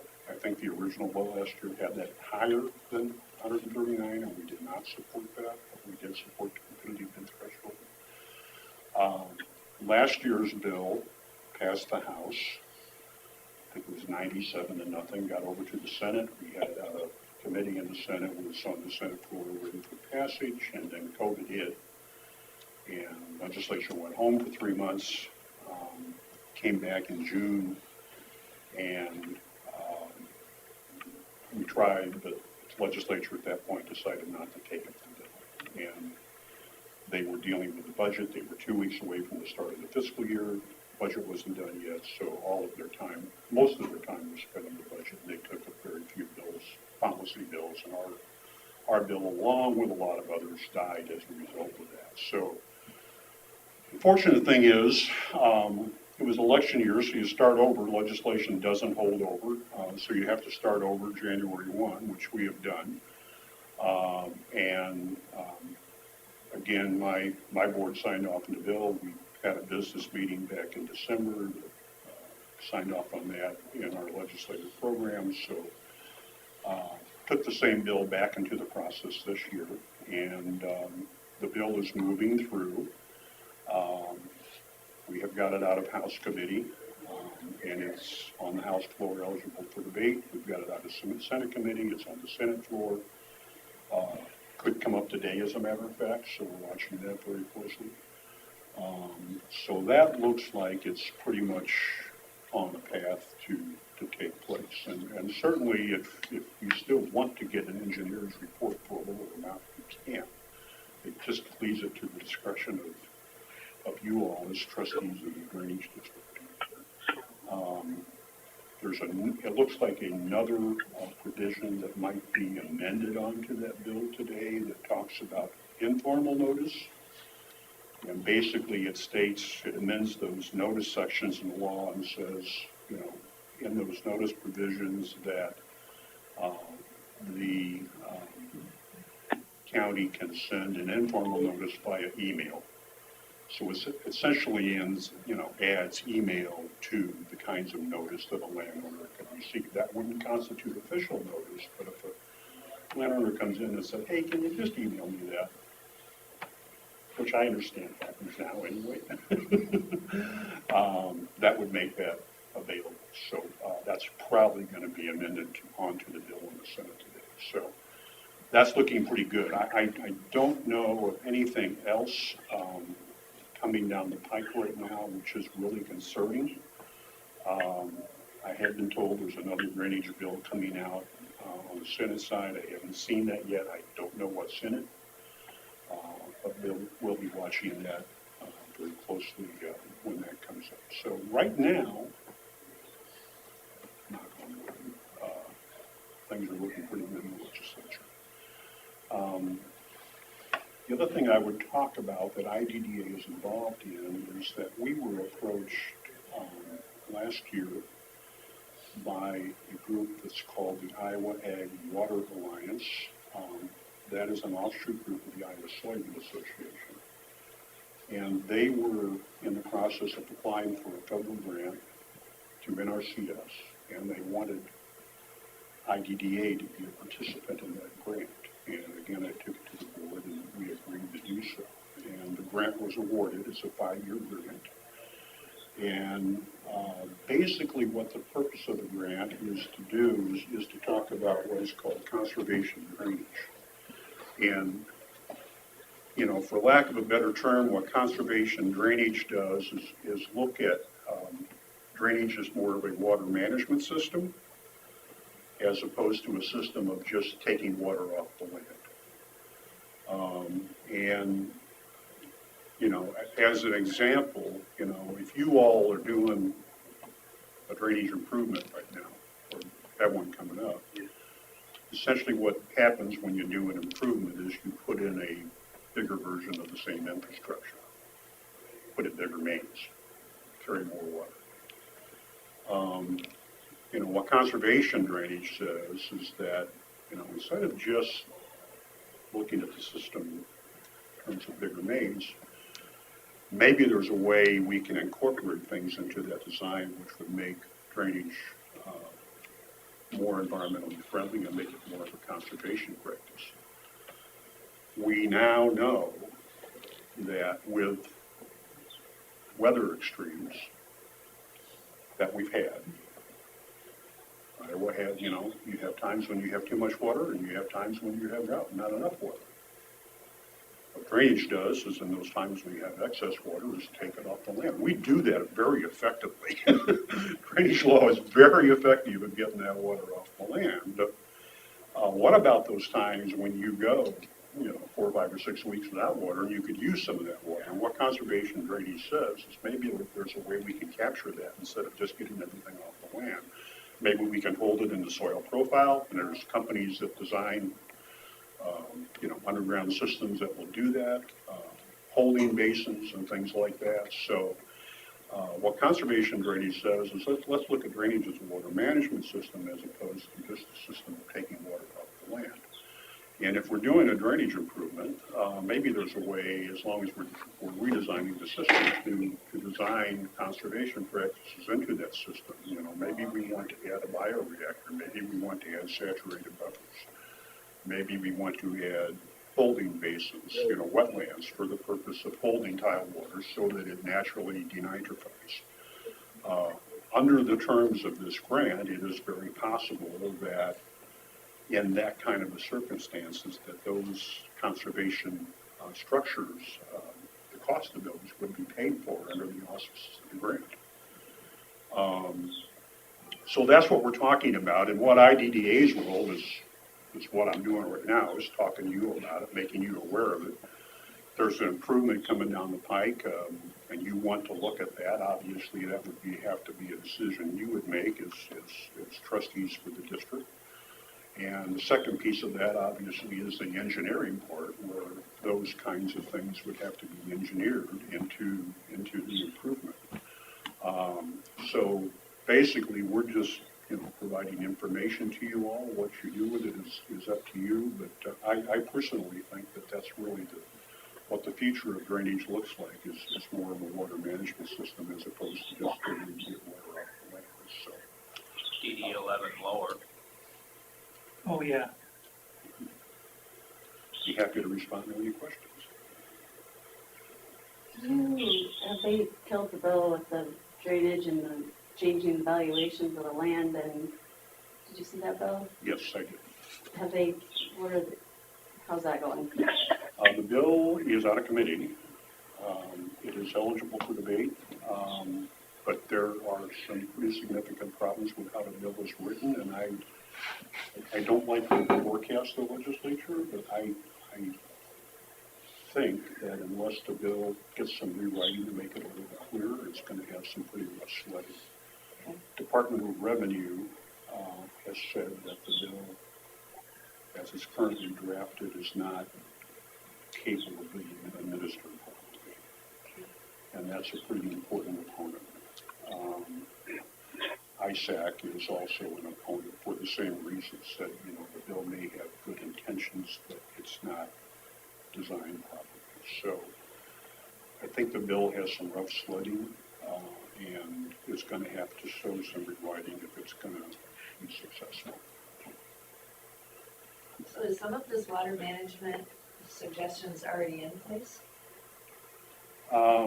There are some projects that have done that, yes. Yeah, that it was just funded recently? That was not part of this grant. That was a separate service. That was separate, but that's where they're going with some Yeah, of these the grant has capital not. programs. Yeah, the grant has not been finalized yet. So the award has been given, but the paperwork is still being done. I think you know how that works.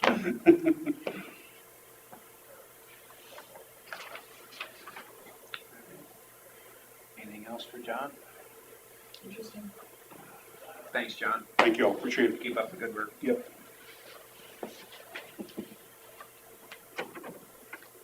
You can leave it open. He kind of did. What? He kind of did. Sorry, we're running late today. Oh, that's okay. Oh.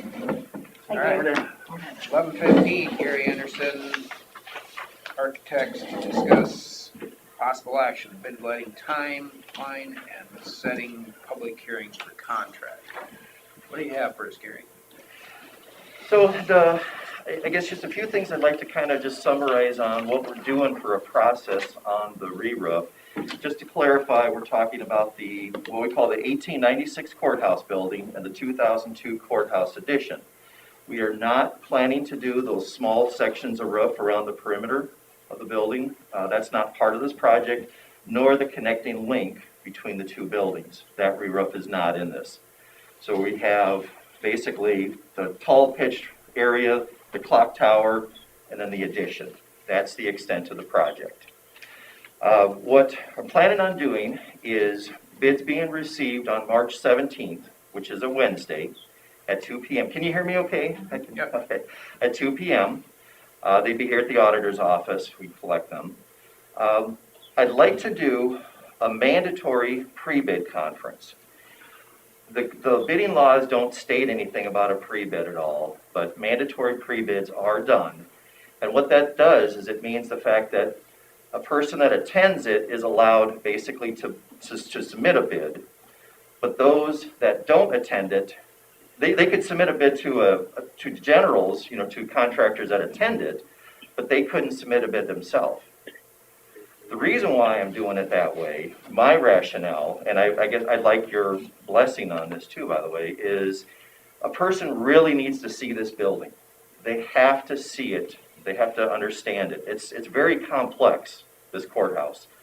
I've got photos. I've got over 2 pages of photos that we've taken from drones or that we've gotten from other contractors, but they have to really come and see it to believe it. And my fear is that somebody sitting in an office is going to see this project on the Iowa plan submittal room and think, oh, that's easy, I can take care of that, no problem. And they're not going to understand all the complex components, even with a photo. So I would like to do the mandatory pre-bid. I would like authorization for that, as a process, because again, it's not stipulated anywhere in the bidding laws that you have to do one or that you can do one. Now, I even called the city of Mason City that did one on a demolition of houses, and they did it because they wanted people to walk through and understand what was in those houses. They didn't want somebody coming back later and saying, oh, I didn't know we had to do that, so I've got to adjust my bid. There's still unknowns that are going to happen once you tear into this roof. There's still unknowns.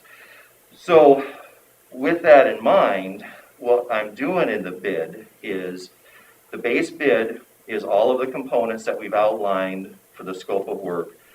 I'm asking for an alternate price on this building, which would be the valley flashes are open and exposed, and the standard, the base bid is galvanized metal. And I'm going to ask for copper to be used in their place as an alternate price. That way at least you have a number. You can decide if you want to do it or not. The other thing that I'm doing is asking for unit prices of masonry work. So as you've gone through, done all this masonry work, there's possible tuck pointing that could still happen once those metal caps are pulled off the gable ends. The joints between all those stone caps, there could be issues there. So I'm getting a price. I want to have the contractor submit a price to re-tuck point the entire length of those stone caps, the mortar for those. I'm also getting a price to replace, defining the size of those stone caps to replace that. Because what happens again, if they pull those off and they're broken, and you don't know that right now. The last number is for brick replacement.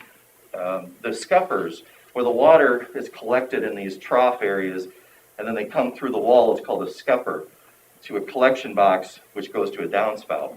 So what happens if they pull those scuppers apart and brick is deteriorated and crumbled? Again, something that couldn't have been known in the tuck pointing project. So I understand you have brick for the building, and I'm just calling for then basically a brick replacement cost, a unit price. That way then you have something to work with down the road in case these things happen. You've got a number established. The other thing is that the contractors that are involved understand this is not a simple project. There's a lot of complexities, and they have to be ready for these things. Because I'm staying in here, the fact that there's no adjustment for real timeline, there's no adjustment for cost based on the fact that these things happen. They have to take that into consideration, that it will happen. And I'm stating in here that masonry work will be required. That's how I've outlined it. The other thing on the bid form that I'm doing is, I noticed when you did the tuck pointing project, your bid form had quantities of certain items listed in there as an evaluation on this, on the bid. So I am asking for, let's see, I'm gonna make sure I got those quantities right.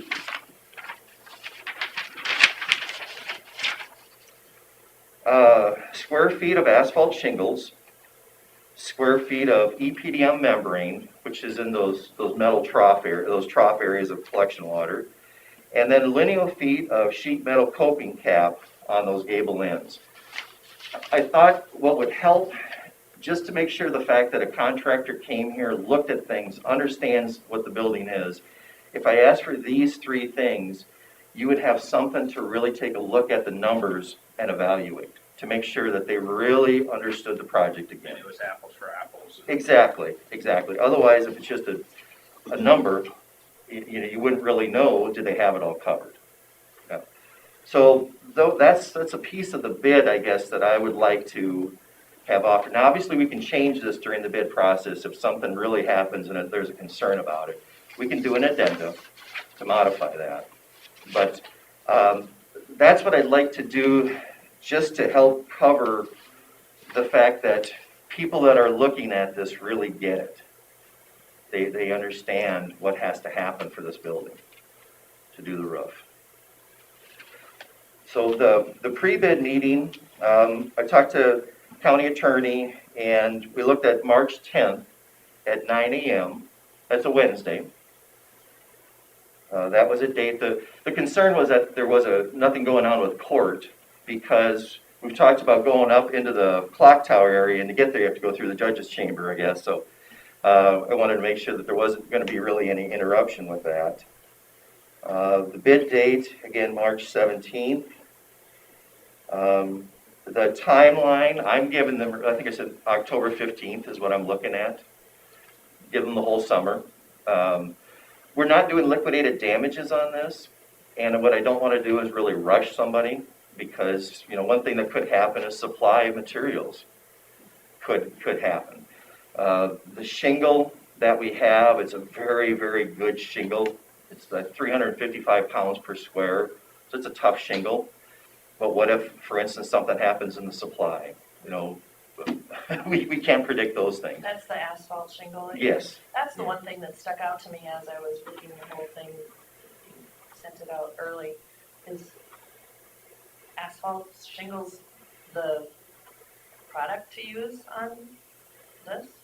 Well, number one, we're historical, so we have to kind of keep the look of the roof, and we're talking about the main part of the sloped roof. It comes down to a pan otherwise, but, you know, if you were gonna go with some kind of a tile or something like that, it's not gonna look the same. I don't know if there's any We've other talked preference. extensively with Gary and with Dave about using steel shingles, and the problem that we have is, you know, if you use a steel shingle, you've got a 50-year product, but we have rubber roof up there that's a 25-year product. So if your rubber roof is bad, you have to replace those steel shingles anyway, because you can't take it up from the bottom. You have to take it up from the top. So steel would be a good option if it was feasible, but in this building, it's just not We could get feasible rubber to use membrane those. that had the same Or lifespan. if there was a steel shingle that you could unlock from the bottom and put it back in. Yeah. You know, but there isn't. I don't have any experience with steel shingles, I have. unfortunately, but that's what I've heard, is that it's always I have two. left to right, top to bottom, yeah. It's very That's why I was specific. asking, because, you know, we've shingled multiple things over the years on the farms, and then we finally switched to steel shingles, and personally, I think they're fabulous. You know, And they are in that application. Yeah, But in so this one- that's why I asked. It's the bottom. Yeah. And with steel shingles, you don't want to replace them near as often because they cost so much more, and if you gotta take them up to replace the membrane anyway, then you gotta so you really didn't gain your benefit out of a longer life of the steel shingle, in a sense. Unless steel shingles, can you reuse them? Can you put them down again? You probably could if they go back in the same place, yeah. Yeah. Which, I why not? never There's thought a of lot of that. cuts on the ends of these. Yeah. And steel shingles right now are twice as much as they were 20 years ago, I know. They have gone up I dramatically. think when we replaced them, they were 5 times as much as asphalt. Yeah. Yeah. They're at least that. Well, good. Well, it answered my question. Anything else, Gary? I don't know, Carla, can you remember? We've had so many, I know. so many back and I forth think about the this. big thing at this point is the approval for the pre-bid meeting. I think we need that. Oh, yes. And, Yeah. And, and just to approve the timeline. and then, having them here physically for the pre-bid meeting or whatever. Yeah, so, right, so I was intending to have them, because of the mandatory level, they would have to be here in the building for this, versus doing it virtually. Yeah, that was my intention. Yeah, that's what we discussed at the last meeting. Mhm. What was that?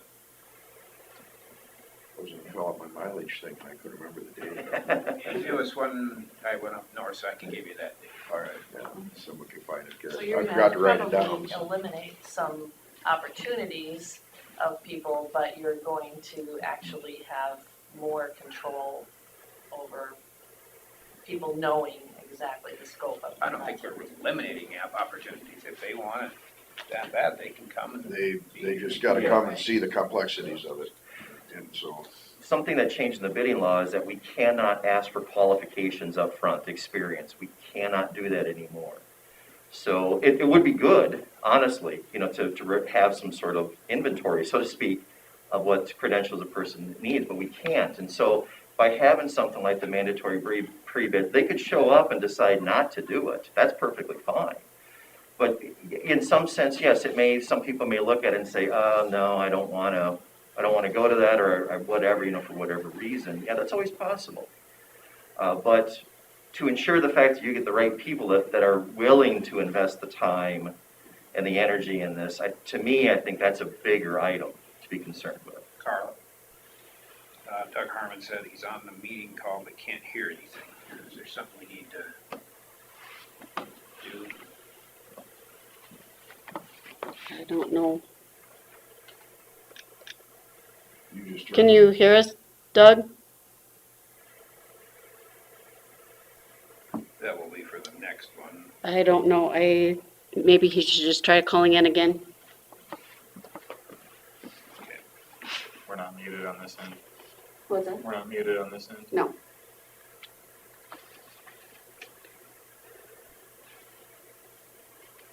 Okay, go ahead. I'll get him the message. So are we okay with what he has presented here then?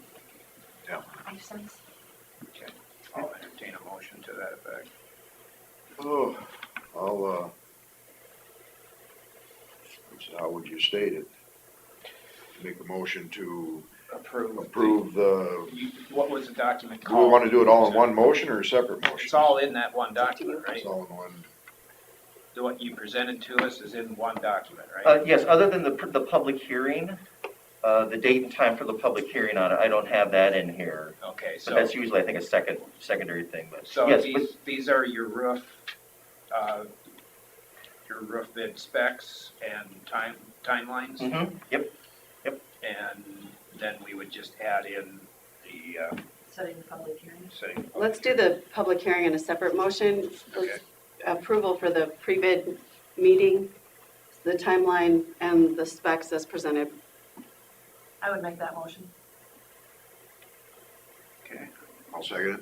we've got a motion from Smith and a second from Jensvold to approve the roof specs and mandatory pre-bid in-person attendance as presented earlier. Any further discussion? Hearing none, all those in favor say aye. Aye. Aye. All those opposed, same sign. Motion carries. And I think I talked to Kelsey about public hearing on, Hello?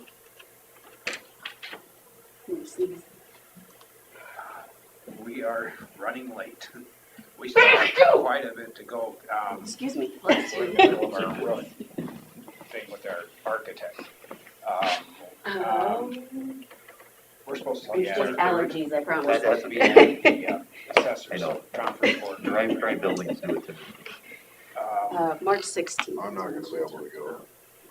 And that would be before the bid. Yes. Wow. And that's, Yeah. yeah. And it's basically, she said it's Supposed to conduct the it meeting allows the too. county to enter into a contract. So it's. We're still discussing, hang on. So what do we wanna do with Sue then? With Sue? Yeah, Does she we're have supposed to be down at TSB right now at 11:30 Oh. for her public hearing.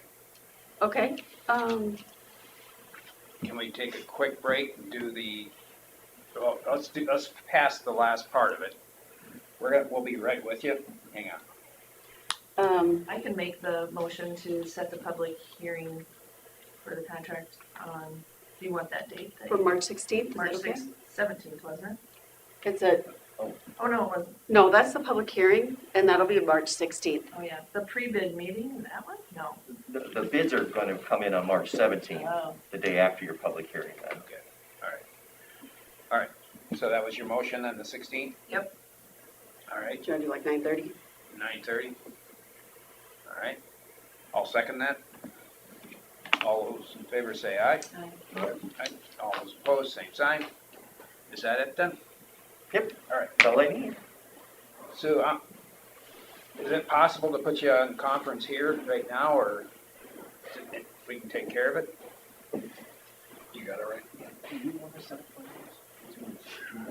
Because we, Yeah, I know, wouldn't hurt that. what's your number then? Thank you. Thank you. Thanks, Gary. Okay,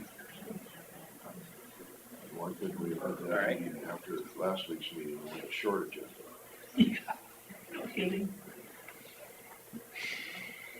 okay. We'll do that. All right, thanks. I gotta be in Emmitsburg by 1:30 too. So. Wow, what a day.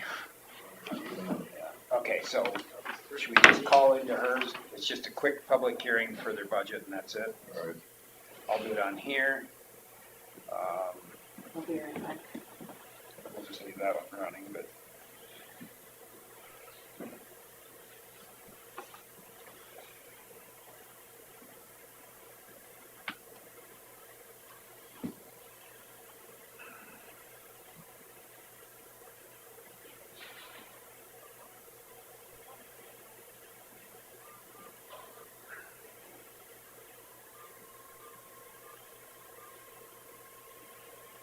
Followed by the pound key. Winnebago Supervisors. So, yeah, like, perfect. I believe someone else just joined.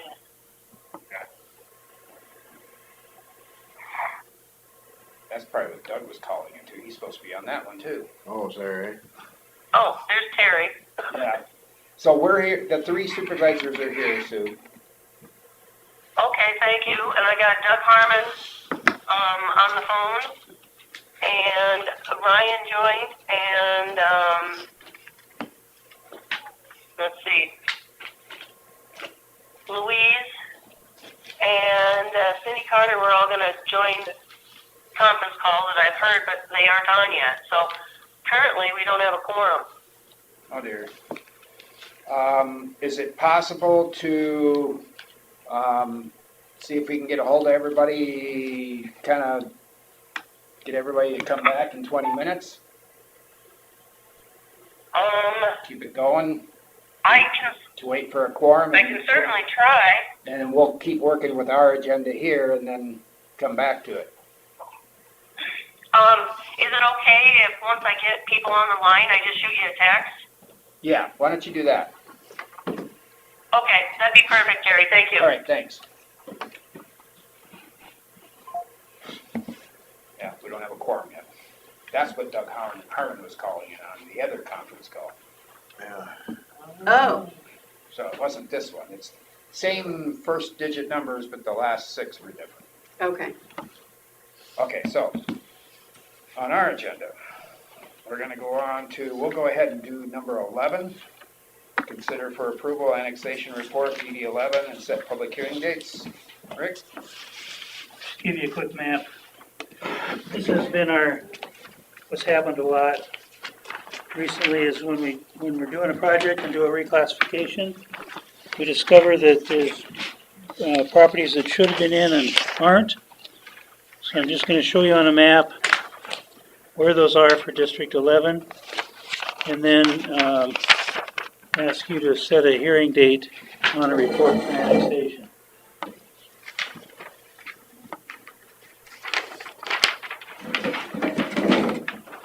Can I have one, please?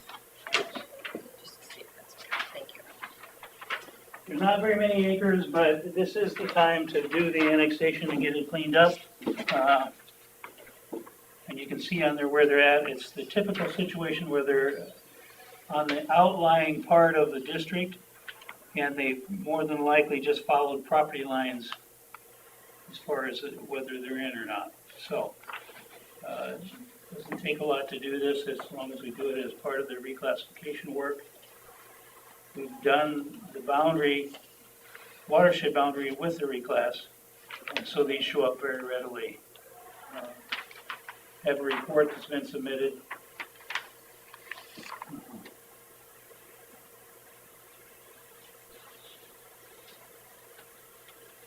Chris, you had a tentative date for the... I do.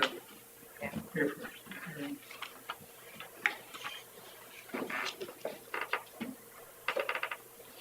What would that date be then? April 6th at 9:15. All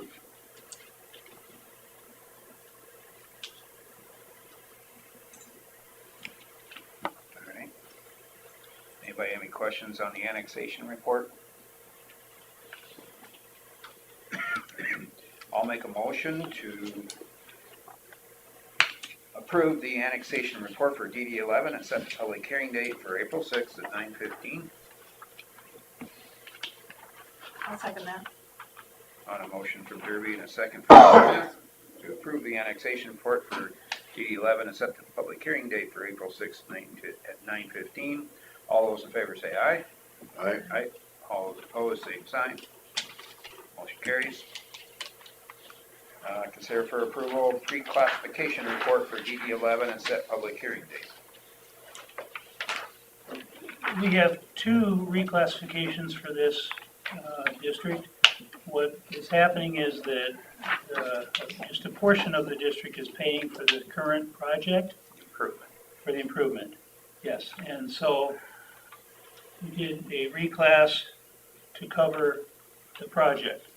Then the second reclass is for afterwards, which includes the entire district. So one's to pay for the project, and the next one is then for future maintenance. There's going to be sticker shock with the landowners, although they know it was going to be expensive. There's parcels that are as high as $2,000 an acre.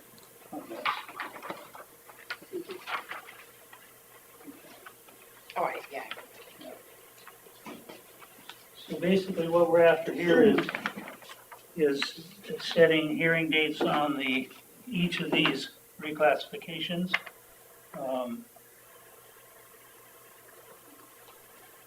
We use this typical procedure of starting with soils and then looking at land use and proximity to the parcel to the work. And the reason behind the pre-class and the post-class is because the new ditch that we made, after this project is built, they will be part of the upper main ditch and not in that tile system. So they're going from one to the other. Does that make sense?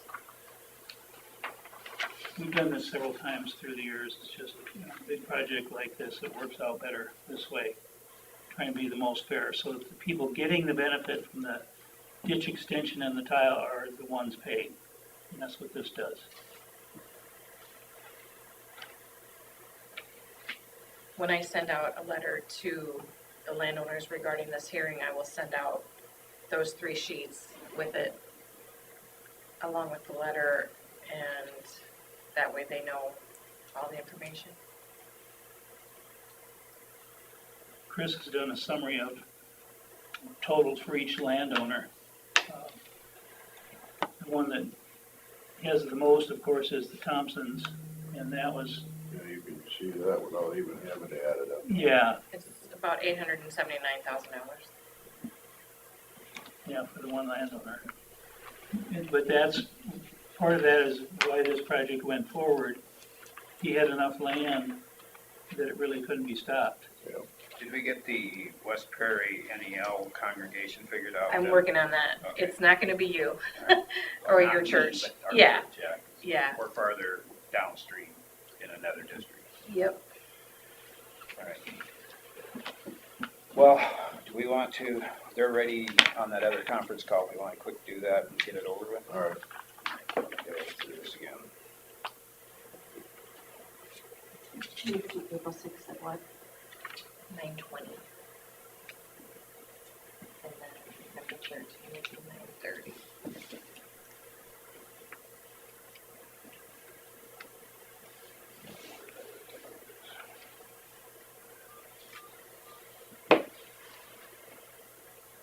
Long day, isn't it? Yeah. Yes. It's It's that good, way. it's a good thing you like us so much. That's right, Supervisors, that's right. so you Makes all the difference. Are you there? Yeah, it's good, to get spread it out over. The three supervisors, Cindy Carter, Mark Osterman, and Douglas Arman on the phone, so we do have a quorum. All right, good. Okay, so We- our agenda is, you want to read the agenda that we're dealing with then? I'm sorry, Terry, I couldn't hear you. Are we doing, you want to kind of go through the agenda one at a time for us here, what we're dealing with? Yes, absolutely. First, we need to call the meeting to order. All right, I'll call the meeting to order.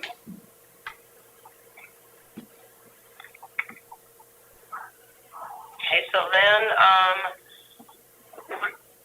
read the minutes of previous meeting and consider approval and sign. All right. Did everybody get a chance to look at the minutes from the previous meeting? I saw it on. All right. Yes. Yeah, they look right to me. This is Cindy, I make a motion to approve. I'll second. I got a motion from Cindy and a second from Doug to approve the minutes from the previous meeting. All those in favor say aye. All right. Aye. All those opposed? Motion carries. What's next on our agenda? Open meeting to the public. Okay, this is a public. There's no public here. Okay, but it's a public hearing for the budget, right? Yep. Okay, so we'll need a motion to open the public hearing. I'll make the motion to open the public hearing for the budget. Is there a second? Second. Second from Doug. All those in favor say aye. Aye. Aye. Aye. All those opposed? Motion carries. Okay, was there any comments submitted previously, Sue? No, there wasn't. Okay. Are there any comments from the public at this point? No, there are not. And we have none coming from our room over here, which is a public meeting. So I'll entertain a motion to close the public hearing. I'll move to close the meeting. I'll second. All right, who seconded it? Who was the Doug, second? did you make the? Doug? I made the motion, yes. I'll second Mark. Oh, Mark Holsterman, okay. Got a motion from Doug and a second from Mark to close the public hearing. All those in favor say aye. Aye. All those opposed? Motion carries. What's next on our agenda? To approve the budget? Yes. Okay. Did everybody remember what was on the budget as presented? Is there a motion to approve the budget? This is Cindy, I'll move. Okay, I'll second it. I've got a motion from Cindy and a second from Doug to approve the proposed budget. Any further discussion? Hearing none. All those in favor say aye. Aye. Aye. Aye. All those opposed, same sign. Motion carries. What else is on our agenda? Adjourn. All right, any motion to adjourn? Adjourn. All right. Do I have a second? I'll second it. Okay, we got a motion from Doug and a second from Bill to adjourn the meeting. All those in favor say aye. Aye. Aye. All those opposed? Meeting adjourned. Thank you, everyone. And thank you very much. Yep. That's good. Yeah. Yeah, there you go. Best meeting of all time. Yeah, creative there. Yeah. Good job, Jerry. Boy, he had that whip cracking there. I was glad I didn't get in the way. Yeah, I had it on my phone to do it, but it didn't. I must not have had it on the right day. I didn't have it on my calendar at all. It was on the thing that she sent us, I know. I must not have. All right, so now we're back to the pre-class. Are we doing this one stage at a time then? I assume so. What do you mean? Well, stage one One is motion. the improvement. Who pays for the improvement, and or is this? Yeah, all- that's the pre-class. Okay, the pre-class. Mhm. Oh, I see, yeah.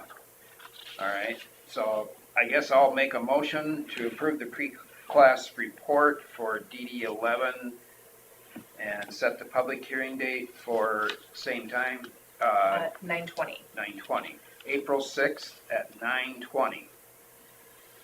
Would be my motion. I'll second it.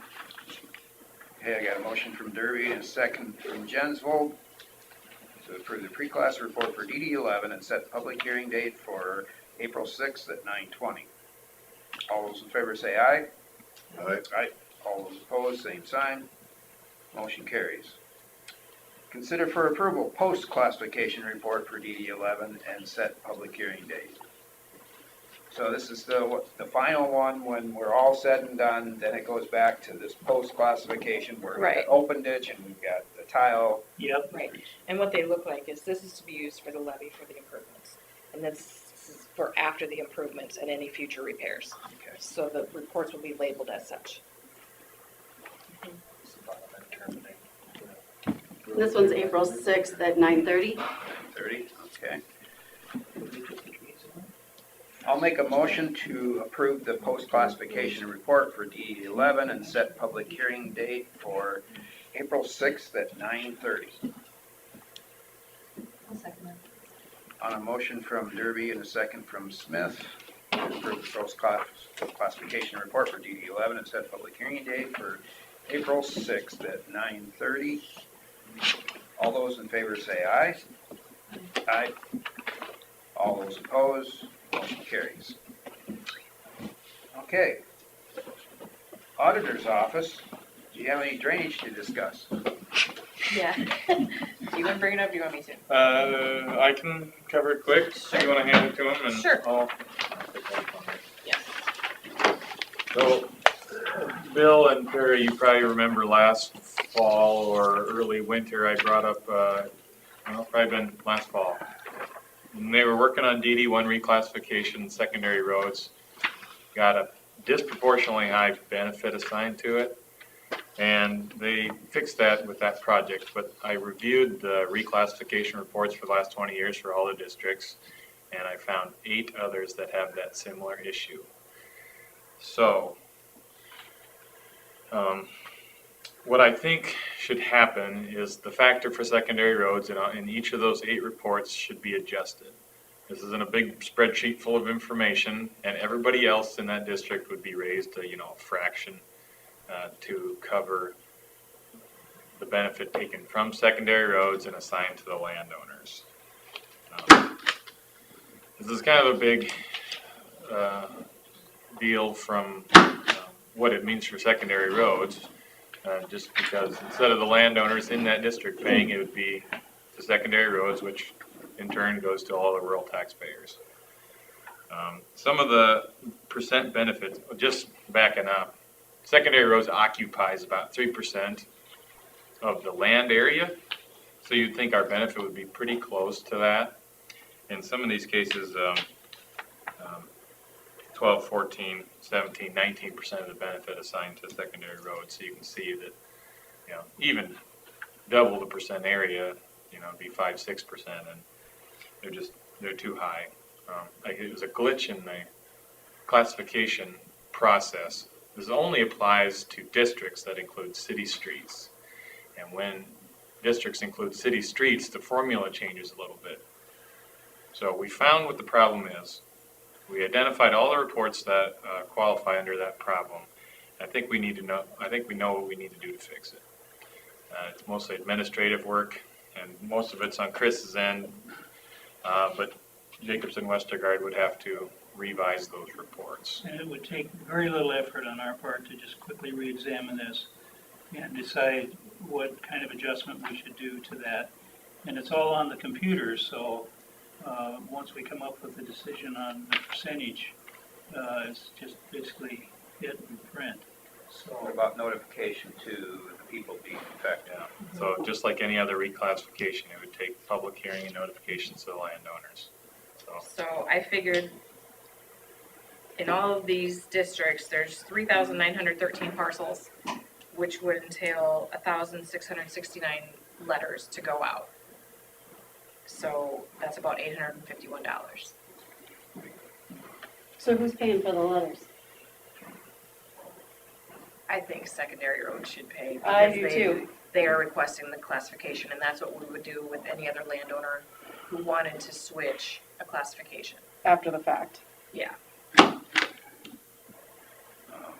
So the way the classifications were set, it was taking into account hard surface, like paved roads, gutter to gutter type thing? Yeah, what's making this happen is that the range that we put benefit in for the different land users, and the ones that have cities in them, really throw that off. Where we have ag from 0 to 20, residential from 40 to 60, and commercial from 60 to 100. And secondary roads, we need to get it in the category that does away with these extremes. So, and some of that's what's happened with these that he's listed. The good part is 3 or 4 of them are at least aren't too bad, but there's also 3 or 4 that are they just need to be done. I mean, you could picture a hard rain in a city, you know, all the gutters fill up and the storm sewers are raging. Out in the country, the ditches are absorbing most of it. Yeah, I mean, it isn't the same kind of criteria. It may shut off the road, but the ditches pretty much absorb it. Yes. And this $800 or whatever it amounts to is minimal compared to some of the costs that we would incur if any of these districts had a large project. I mean, you know, in some of these $1 million clean out, we'd get stuck with 190,000. So it's very, very large numbers for our department when we're used to paying 20, 30, 40,000 a year in total for all the districts, for all of their repairs and improvements. You'll have to go in the newspaper too, right? Yeah. Because we would do it by district. I would vote that Rick would get all of the reports done, so we only do it on one day. And that way he can either come or just do it by phone. And then letters, we would set a public hearing, and then letters would go out in an ad to the paper. And what I would propose to do is get these adjustments made, review them with Scott. If there's one that's still higher than maybe he thought it should be, I'd like a chance to explain why. But I just need to take a look at these, come up with numbers. What's our thoughts on, we want them to, it's not an actionable item, but it'd be more of a, do we want them to start moving forward with it? How did you Find it. find it? Yeah. Chris started sending reclassification notifications to our office as well as all the landowners. Since your name's on the list. Yeah, you know, whereas. You're a landowner. Yeah, we're a landowner, I guess. So I noticed in Drainage District 1 that our proposed cost was intended to be very, very high, some over 100,000 or something like that. So I noticed it, and I wondered, why is our proportion so much compared to the landowners? And I started to dig, and I looked at a couple other reports and realized that when there were city streets included in that list, that our benefit per acre number was much higher than the other reports. So, and that was kind of after our drainage assessments started to go up dramatically over the last couple of years. A lot of projects going on. I mean, that's probably the main thing, but then I've been more scrutinizing because of that. So that's how I found it. And it was a winter project that I just kind of tore into here last couple of days and reviewed all of them to make sure that we knew the breadth of the problem. And this is what it boils down to.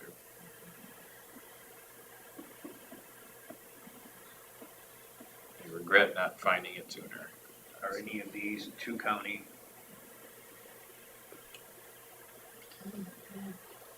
You join? 49. 3 is. 3 is. Well, but we only reclassified 3. We didn't classify the Cassuth side. Okay. Yeah, So we don't have to worry about them on that one. 68 is joint with Cassuth and 49 is joint with Cassuth. 92 with Hancock? Or no? I don't think so. 92 is up there by Lake Mills. Yeah, Oh, right. yeah. 49 is the one that's by Hancock. It's right here. So do we need to get them on board with this before we move forward?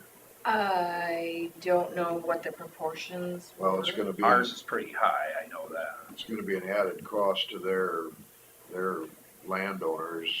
But it also Save, benefits it's, their, Or do well, we no, just but it's, change? and it's gonna save our secondary roads or whatever, so they may have some opposition. Will it just change Winnebago County or Yeah, will it it change shouldn't those other change counties? Hancock's. Yeah. It shouldn't It shouldn't change theirs change at all? Hancock's. Okay. Separate portion of the report. All right, Yeah. all right. They have their own So then they classification. shouldn't have a problem with it. Shouldn't. Because the numbers wouldn't change theirs. It's No. just changing Yeah. what we have. All right. Yep. Yeah, these reports are divided out by county if it's joint county, so. Just want to be changed. That would only affect our portion that we pay. Yeah. If we have 70%, it's still gonna stay 70%. Yep. Just, we're gonna distribute the 70% a little different. well, I guess I'm in favor of moving forward with something like this. Yeah, I don't have a problem with it. What's fair is fair. If it's right, it's right. That's what I think too. Okay. Any other drainage issues? I don't think so. Drainage I feel talk? like we've covered a lot. 2 minutes. Yeah. They're to the last road crossing on DD 11 tile. As a matter of fact, we're out there staking today south of the road because they're gonna be getting across the road very, very soon. So sounds like that's been coordinated with secondary roads. Are they boring this week up by Yes, Scarborough? that's the other thing. I stopped by there on the way here today. They moved in late last week, and they're actually doing the hammer boring I noticed as we he put his speak. big boxes on the snowmobile trail. I saw a tractor You right saw- through. Oh, sure. But no, they're actually, there's 5 or 6 guys up there now and several pieces of equipment. So it's a sight to behold today, Brady. Yes, if you get a chance to get up there, do it. I've been doing this for many, many years and I've never seen a hammer one done. Just west of Scarborough, where the railroad track crosses, yep. road, right there. We're crossing the railroad there. Yeah, just south of the A16. So that was all the railroad be stuff there that's just in today, the or- last time after They think 2 to 3 days. 2 to 3 days? I listened Yeah, to it all. So I'm not gonna be able to get there to see it today. I would. Should I take pictures for you? Would you take a movie? Video. We Not a will. Video for me? I'm figuring our guy that's gonna come over will drone it. Okay, good. Oh, okay. That'd be awesome. Yeah, no, that'd be kinda neat. Yeah, I would still like to see it yeah, live. absolutely. Sorry, Terry, I realize what a good producer you are, but, My owl won't work up there. yeah, you have your owl, so you get all points, yeah. Well, can you attach your owl to a drone? No, I can't. Oh, Can't get a long enough extension cord. I've also been talking to Mark Eaglestoll. Agastol? So he's requested that a ditch be taken over by the drainage district What district was that again? It's District 5. 5. There's a lat 19 tile, so I thought it could be called lat 19 ditch, but the tile does not go anywhere near that private ditch. So it's gonna be lat 42, 43. We'll just be submitting a letter report to you summarizing that and recommending accepting the ditch. Because you guys have already approved to have it done. Oh, that one. Yeah, that was before you got here, yep, so. I remember it. Yeah. That's all. Do you think, there's any possibility if we try to straighten that one ditch down there, if we can incorporate conservation practices at the bottom of 11? Possibly, and one of them I've read a little up on is keeping the oxbows where it curves so much, blocking off the one end, and then you can use that for, I'll call it treatment. Basically, Kind of a stagnant. yeah. So I need to verify details on that, but And then, is there a way to get any funding for it too? that's tough. We'll work with that and see. Some of these programs, a lot of it is there isn't a lot of money there, and it's mostly for smaller projects. But this could qualify, I believe. So we're talking with the state office, agricultural department, land stewardship, working with Mike Borland down there right now on other projects, and he'll be one I'll quiz about this. I suppose the disadvantage to that is there'd be some farmer that's gonna lose farmland. Yeah. This land he hasn't been able to use at I was this just point. gonna say it, But he was hoping to get better land. There you go, yes, good point. So yeah, we haven't heard back from the Corps. We've got like 3 different forms we've submitted to the Corps on 3 different projects. We've heard back on one of them, and it's been weeks and weeks. Okay. Who are we talking to that they said they have a contact with? In our DNR, there's someone that he could get us his name that we can work with. Yeah. Heath Lee is the guy at DNR, I believe. He thought he could come up with a name for us to. The problem is they're all working from home, so they're not answering their phones, but you can't email them. But so many times, it's just better if you can talk to them, rather than go back and forth so many times. So we're working on getting a name. All right. Anything else on drainage? Okay, move on to consider for approval auditor's transfer. motion for the auditor's transfer.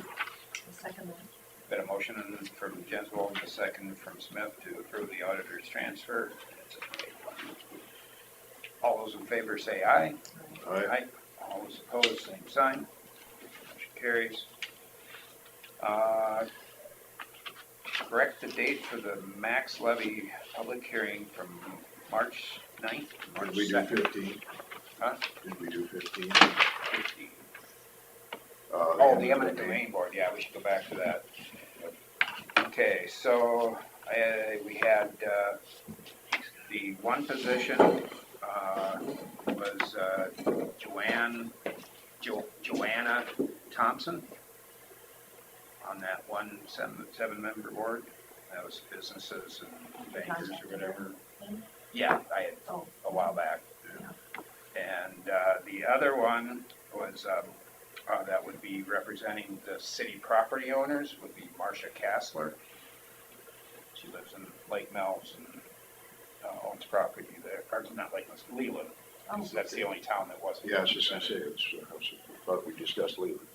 Yeah, so I went through a couple of names and got to Marcia, so, you know Marcia. So that's done then, right? Well, Everything is, I would make a motion to appoint those two to the eminent. I mean, that's all there was, is Yeah. what I mean. Yeah. And I would second that. Okay, I've got a motion from Derby and a second from Smith to appoint Joanna Thompson and Marcia Kassler to the eminent domain board in their respective categories. All those in favor say aye. Aye. All those opposed, motion carries. Now we're gonna need to correct the date of the max levy public hearing from March 9th to March 2nd. Is that correct? Yeah, I just miscounted when I was in here.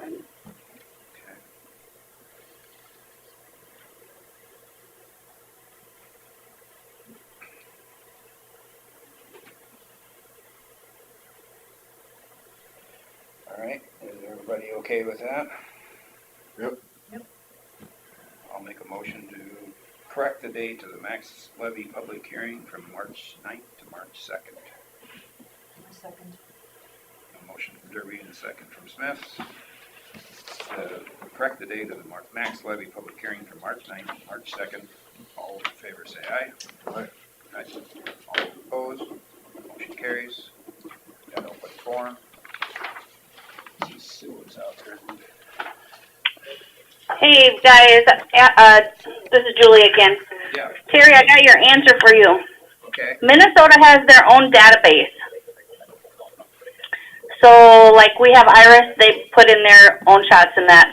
But they are keeping track of people by their zip code. So if people from Worth, Winnebago, work in Mayo, then it does on the vaccine on the Iowa COVID page where it says that very first map.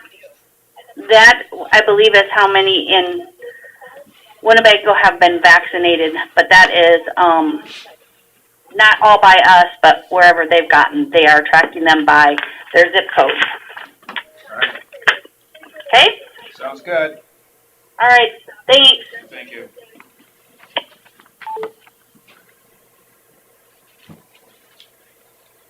Anything else for open forum? Yes.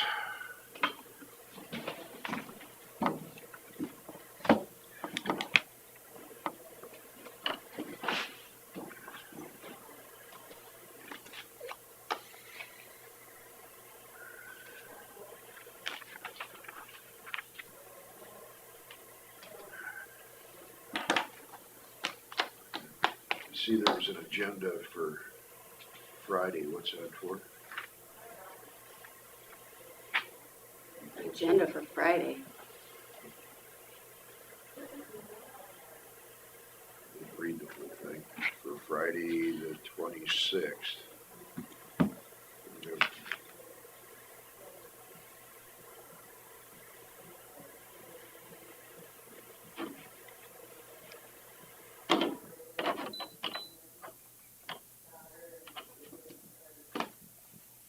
Oh, this is Tony Reed. He's down there. Oh, yeah, I saw that.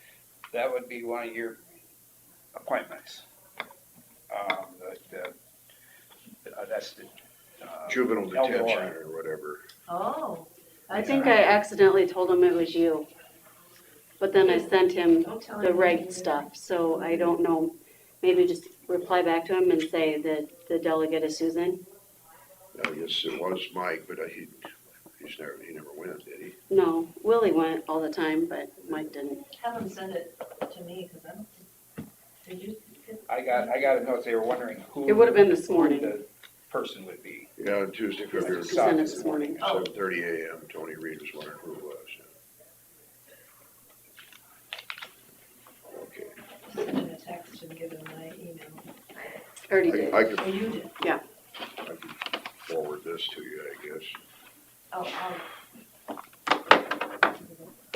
Or did you send this message to Susan too? I didn't send it out to anybody. Oh, where'd this come from? It says it come from Carla Wise. Oh, I don't know. I gave him Susan's Sorry, we got number, all discombobulated. That's fine. I can't even stand and listen. I need your signature if you would. Forget it. Okay. I just thought I'd take care of this. Well, I think that's a. this is from these are from the previous meeting. Yeah. Thank you. In the black one. If it's only Zoom, I'll let you So you have If I copies could of get that you stuff. the, those, those were the ones we were approved today. Thank you.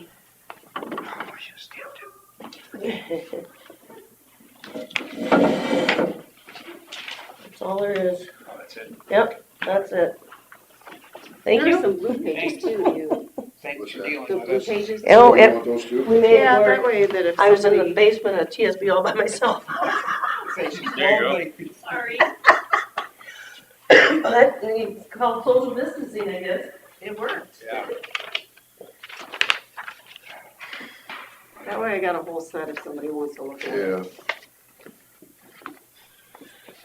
I think this is all there. Thank you. This is for Eric. I just, Okay.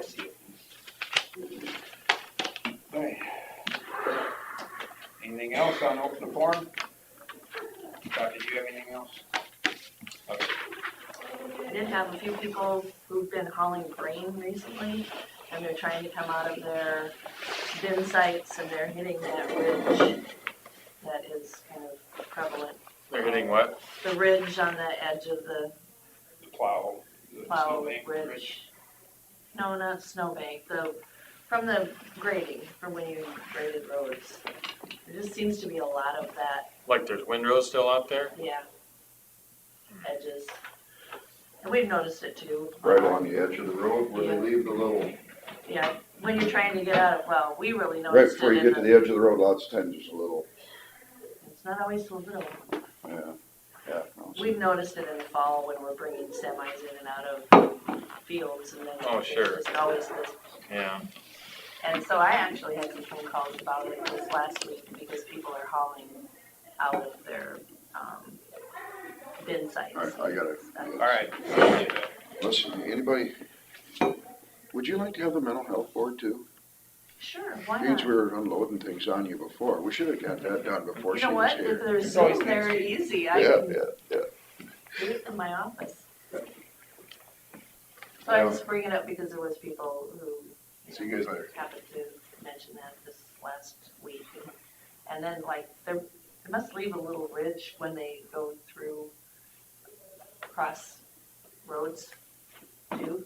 In the summer, you mean? Some intersections that are worse. But they must still be there because they're hauling grain this time of year and they're hitting them.